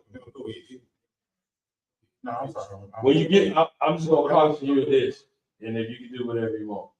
We're gonna run into the same problem that we ran into when we had the issue with the marshal's office. Because if you don't separate it, there's no real time tracking of it.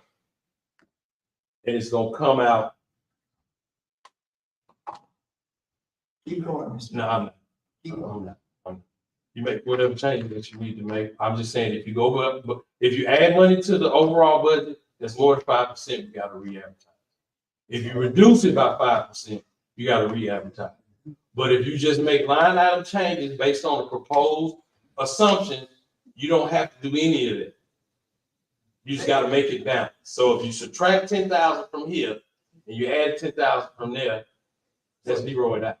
When we talk about overtime, you just said the mayor presented a flex, meaning that when you come in, you stay late 2 hours, then you come the next day, leave 2 hours. So we shouldn't have overtime. If you reduce overtime, you're going to cut positions because that money is an overall salary that, based on history, going back to the police department, because most of that is overtime because they understand. The money is there because it funded those 12 positions. So that's what we've talked about this already. And it's a distinction without a difference. Because if you want to eliminate it, you're just going to roll it into salary. It's going to be a net zero difference. So if that's what you want to do, that's fine. But I'm telling you, from an accounting standpoint, we're going to run into the same problem that y'all had. The reason why we had to amend the marshal's budget, because we can't track it in real time. That's all I'm telling you. You can do whatever you want to do, long as you go within the same parameters that's in the proposed budget. Because if you're going to reduce it by more than 5%, then y'all can do that. You got to re-advertise, but you're going to cut some stuff. So basically, you're saying we got $650,000 to either go up or down. If you're fine. Right. That's it. And I don't think we're gonna do over $650,000 either way.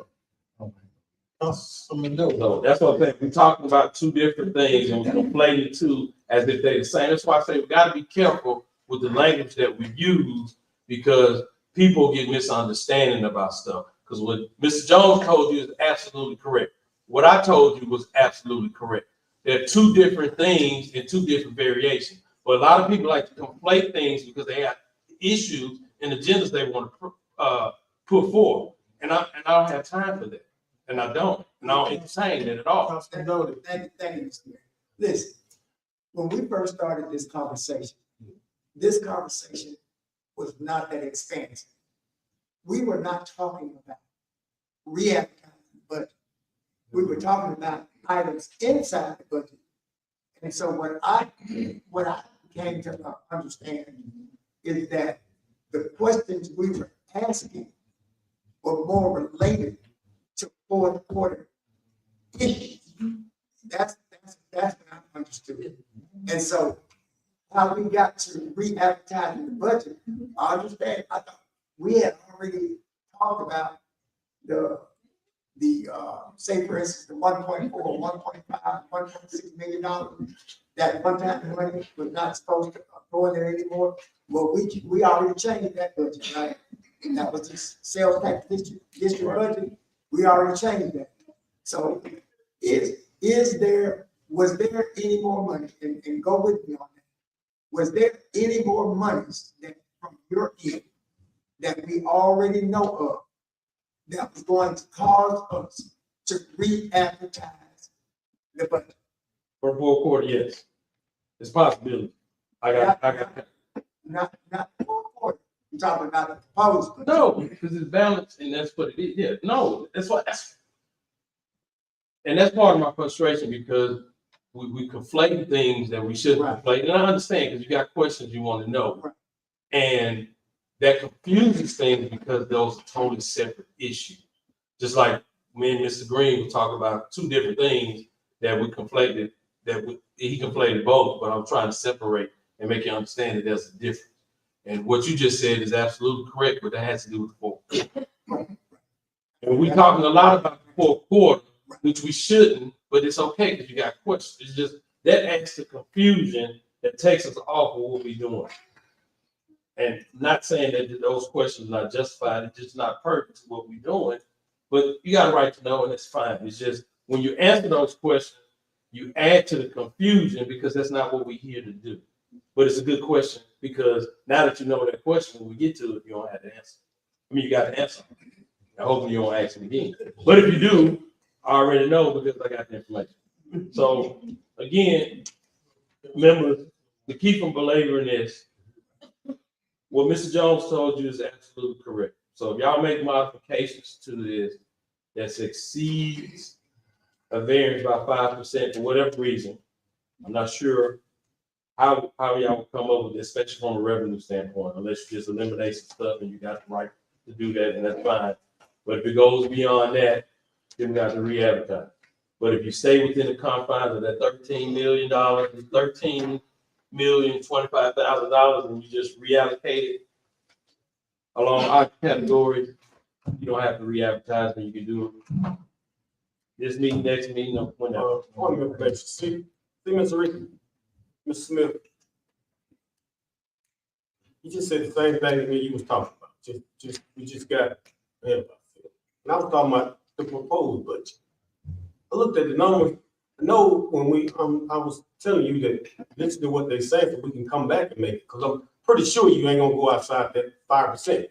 But you were saying it's pertaining to the adopted, but I was saying it's pertaining to the proposed budget that you proposed. We can't go outside of the 5% of this proposed budget. That's what I was trying to, I guess I wasn't making myself clear enough.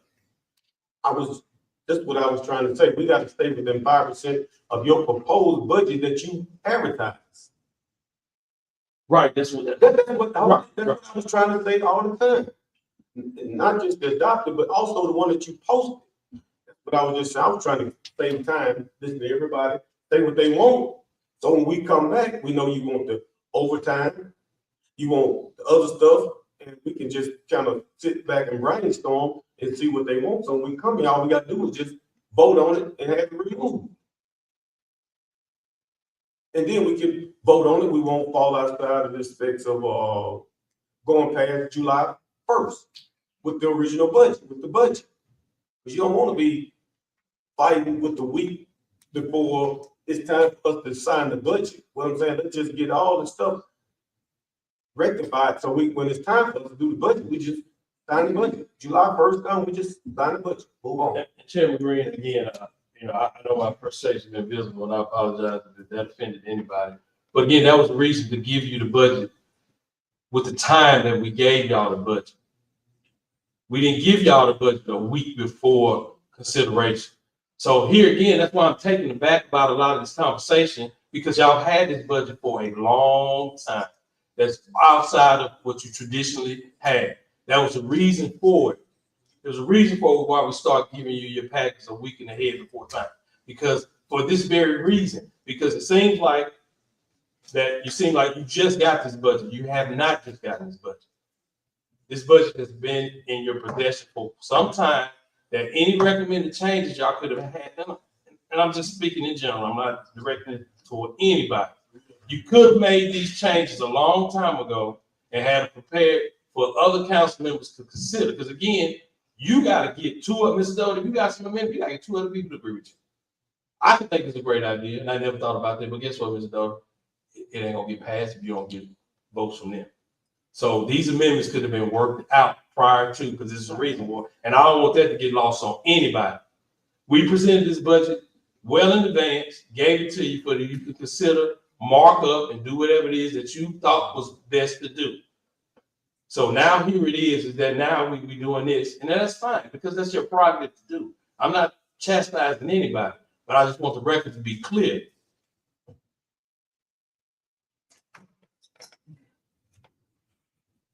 How many meetings have we had since they had these packages? I have no idea. I don't know. About 3 or 4. About 3 or 4. How long you been? Come on, you pick it up and come in here. Really, pick it up, just out here trying to go through it. Yes, sir. What you closing up? Well, yeah, that's true. It's obvious that we're going to have one more meeting on this to finalize this budget.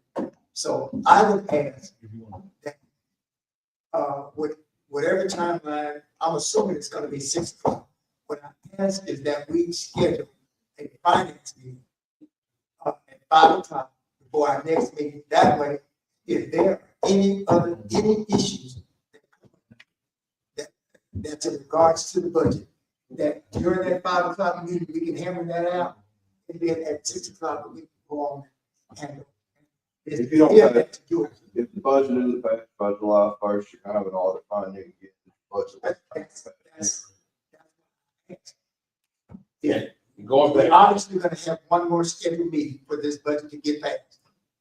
That's what it looks like. What I'm asking is, can we have a 5 o'clock finance meeting before that meeting starts? Yeah, we can make that happen. that's what helped. I mean, you had.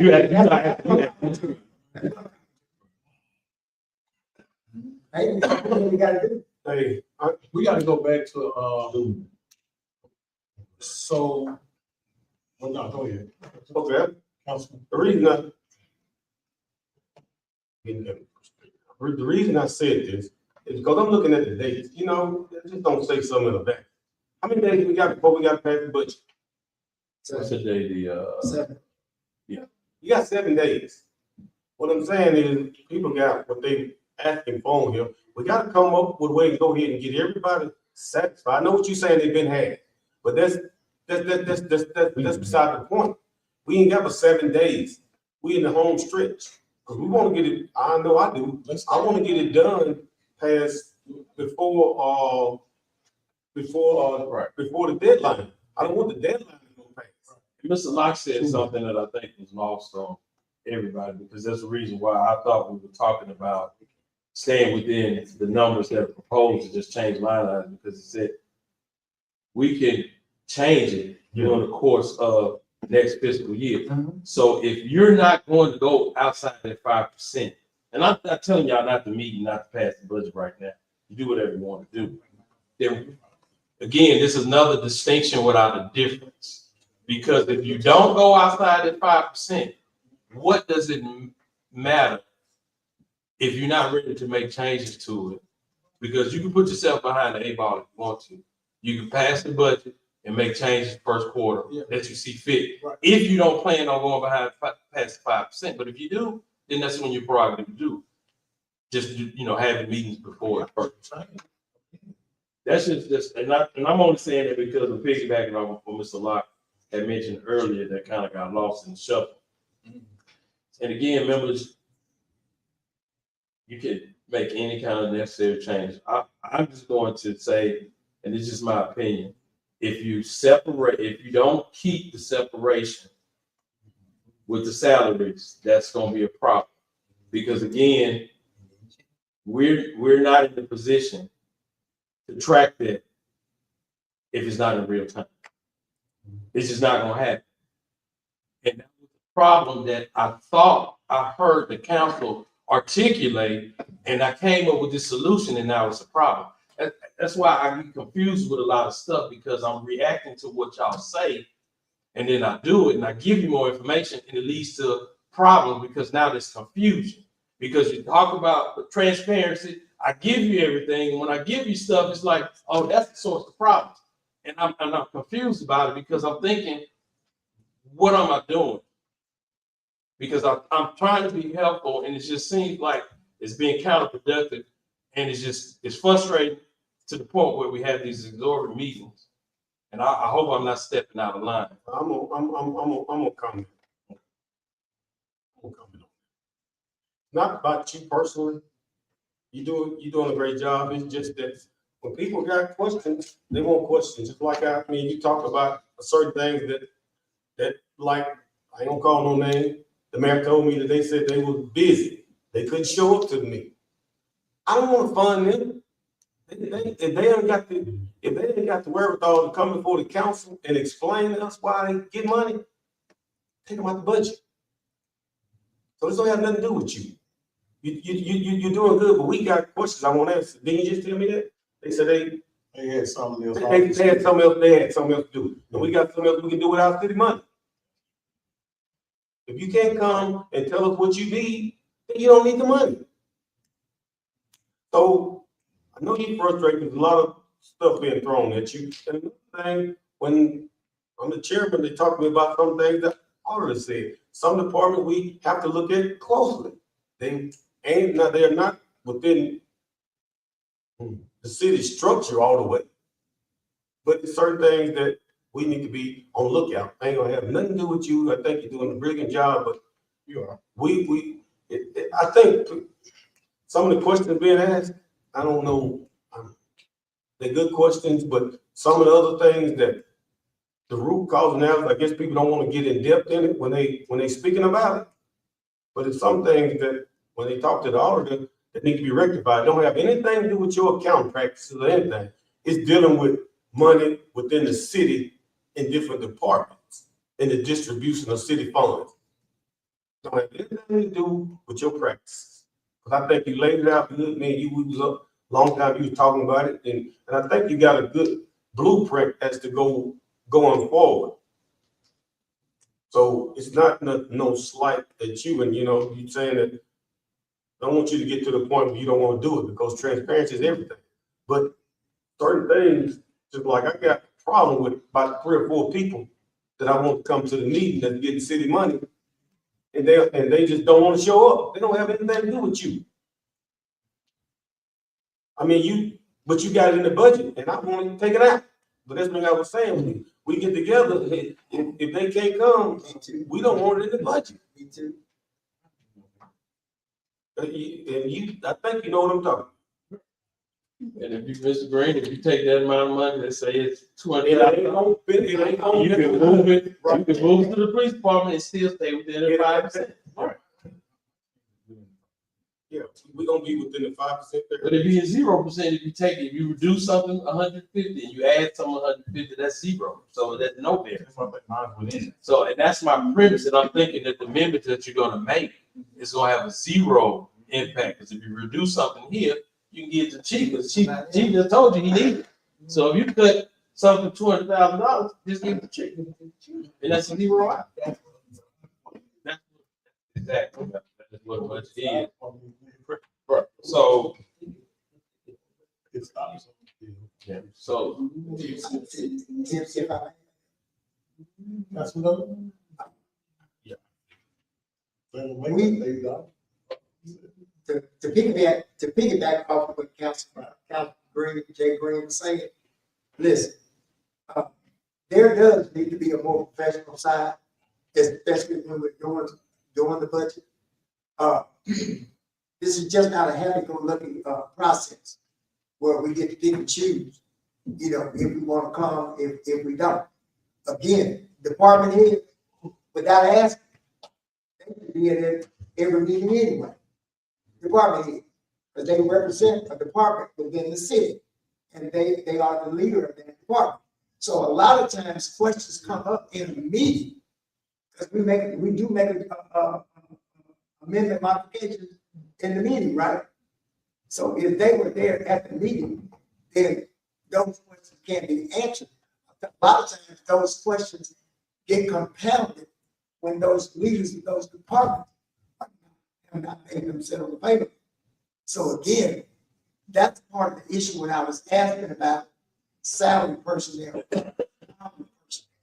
If you got salary personnel, those people, we don't have to look at giving flex time or overtime. Because that job is built by salary and salary alone. But we don't have to remember, we don't have to. Right. Yeah, well, and maybe we need to look at that. Which department heads are you, which department heads are, I guess my question would be, is there certain department heads that you feel are not here? Who did we have here tonight? We had the Bastrop Police Department, we had the fire department, we had, See, so which department heads are you discussing? any other department heads that. There's own only that Bastrop budget Police, within the city. the only department heads we have are the Bastrop Police Department, the Bastrop Fire Department. And that's it. That's it. The only other department head you've ever had is Public Works. No public works. We have an assistant, we have an assistant. No code enforcement. We have code enforcement is not technically a department head, but code enforcement was here earlier and has been here almost all the meetings. Almost every time you're here, No. every time. I preface my comment. I'm talking about, especially when we're talking about. Again, this. Code enforcement has two employees. It has a secretary and him. I'm trying to maybe help understand that there's an idea that there's a lot more department heads. The department heads there are not. There's the Bastrop Police Department, which is headed by the chief of police. The Bastrop Fire Department is headed by the chief of the fire department. There is an assistant director of the Public Works Department. Other than that, there are no other department heads. And historically, there's only been one other figure department head, which is the Public Works Director. Code enforcement's always been its own division. When it did exist, it was never voted as a department head. It was actually just an employment. It came underneath Public Works. But here recently, when we hired Mr. Leon Thornton, he became a public department head for the first time that we've ever had. Okay, so when I talked about consistency earlier, then we need to make sure that we're giving, when we put these things on paper, talk about it in the meeting, call their name or whatever, if they are not a department head, then I shouldn't have to see on a document later on that that person is a department. Which person outside of that's ever showed up here and asked for I'm something? not speaking about. No, I don't have. Well, I'm not gonna let you insinuate that somebody other than a department head has showed up here. I haven't seen another employee other than the clerks the few times when we were discussing budgets before you took office, that they had people show up. The only people who show up here consistently are department heads. Mr. Leonard Thornton is not here tonight, but he is typically here and has been here, but his department has one employee. And again, let me get in there real quick. Listen, I don't insinuate anything. If you're, I didn't think you insinuated, you said. well, there is insinuation inside what I said, because that term, that phrase has been thrown around, not just at this meeting, it's been thrown around every meeting.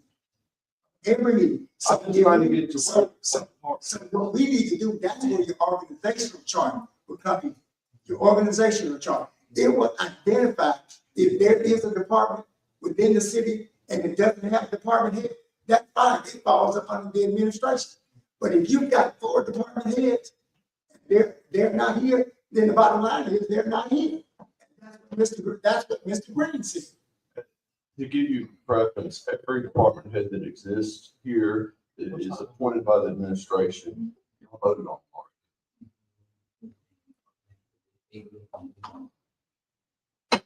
Call for a motion to pass the budget? Huh? You still gotta take action.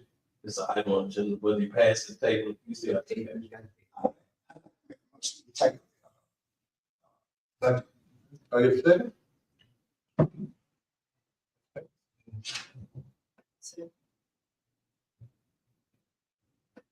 All in favor? Call for a vote. We take on the table. Ms. Angela Tappan, District A. Yes. Mr. Henry Doty, District B. Yes. Mr. James Green, District C. Mr. Derek Green, District D. Yes. Mr. Howard Block, District E.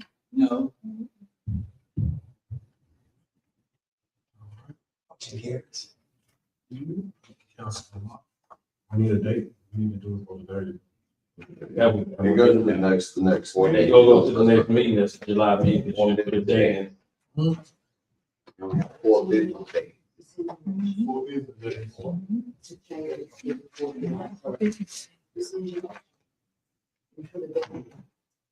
Saying that previous motion.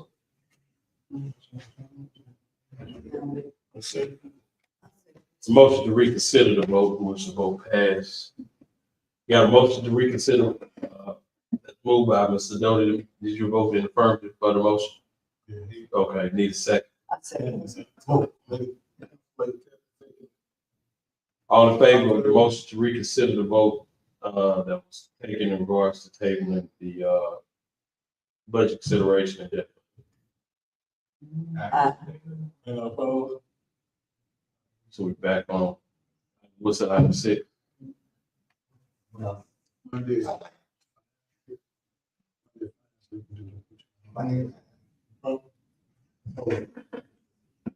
Yeah, that's Monday, 29th, Monday the 29th, fine. Yeah, I'll do a finance meeting.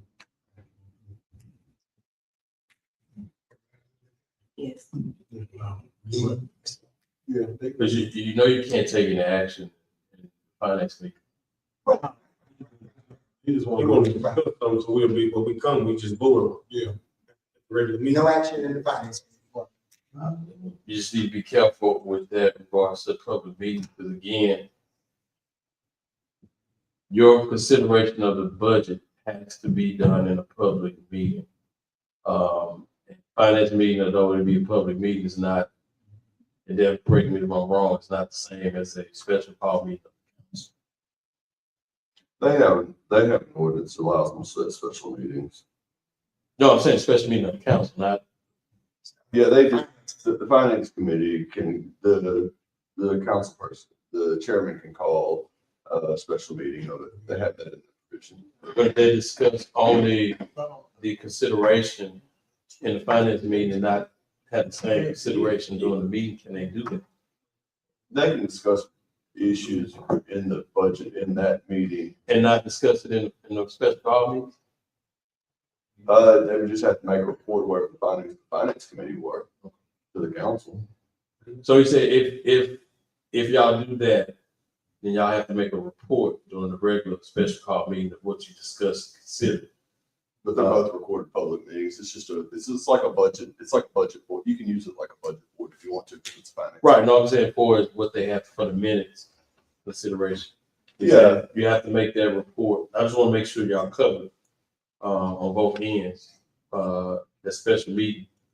Because you just can't come in, discuss it, finally, they come in, all right, vote up and down. But also too, we can speak with you prior to. Yeah, I'm talking about making sure y'all conform to the open meetings law in this. I want y'all to run the file of that. Yeah, they can discuss it in there. It's just like a planning meeting, but then they have to come back and give a report. Right. So, And no more stuff at 4:38. Appreciate you. Do you want to make? You want to make some line? Do y'all want to make some line out of the change in there? Pass? Yeah.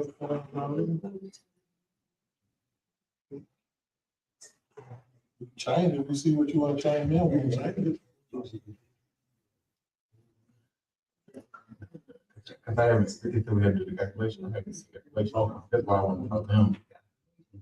We can just make change, but it's without no calculation. It's more. Conversation with him, I have something.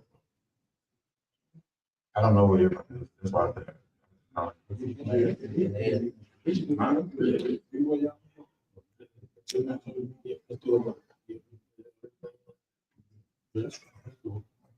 Yeah, It's whatever they do. I'd like to make a motion. Then we have a finance meeting, set the time, and then a special call meeting for the board, so we get to the agenda. Mr. Smith, you gonna give him. Yeah, whatever. Yeah, just whatever y'all want. And get in touch with Yeah. each one of them, so you can kind of see what we want. So when we come, finance meeting, will just be, everything will be smooth sailing. We don't want no hiccups. We will just get everything lined out to it, so we can get the budget passed. I don't know no more. So set the time for the finance, set the time. I'd like to make a motion that next Monday, The 29th, 29th? the 29th of June, we got a special call meeting at 6 o'clock, and then before we will do a 5 o'clock finance meeting. And my hope is that. Okay, All in that's- favor? And opposed? Go ahead and do that agenda. Carries. We got to do that. Occupation. I said do the agenda for those, for the finance and special meeting. for the budget. So we back on yours. We have the amendment that's there, it's in front of you, I've started, it says on the amendment. Everybody has it, I put it in parentheses.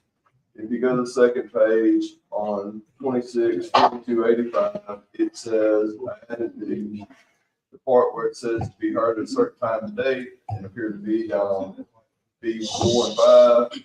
On C, I added the line in the first line that says, it should read in full now, suspension or revocation of occupational license shall occur only upon affirmative majority vote of the mayor and board of alderpersons, and the deeming of any prohibited conduct by an occupational licensee remedied shall occur by majority vote of the mayor and board of alderpersons. So any way you try and exit after you've been noticed, you have to exit through this council. It never existed like that before, but probably never come before anybody who's ever resigned from the council. What would you read that when you say the mayor?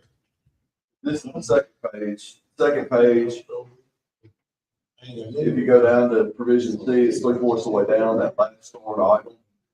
I added that part in there that said, any deeming of any prohibited conduct by an occupational license remedy shall occur by majority vote of the mayor and board of Can aldermen. you take the mayor, he just said he don't want nothing to do with it. Strike the mayor, strike the mayor out of there. No, Strike the mayor out of that part. no, listen, David. Mr. Green, he Put your glasses on. Yeah, he's Mr. the, Jones and Mr. Smith. he's administrative, we legislative, strike him out. Yeah, he got veto power anyway, so. Yes. You gonna strike me out? So we continue this in the next meeting. So, No, we can name it. so if y'all would, like, that's the amendments, that's the choice. Just ask that you make a motion to approve it with the amendments as related in there. So move. Second. All in favor? Hold on, what, roll call vote, please? Roll call vote. Yeah, I hope y'all are aware that when I said nobody made a motion to strike it out, it's gonna be out. With the You make amendments amendment? that are on the paper, if there's any further amendment, you could probably amend. He said amendment on the paper, the mayor. Oh, no, I thought you were saying that we're striking the mayor up. No, you ain't striking on there. What you gonna strike me out for? Y'all better be real careful. That's all I can tell you. We real careful. Motion to amend to strike the mayor out. I made that motion. We love them. All right, that's something. I love y'all too. I make that motion.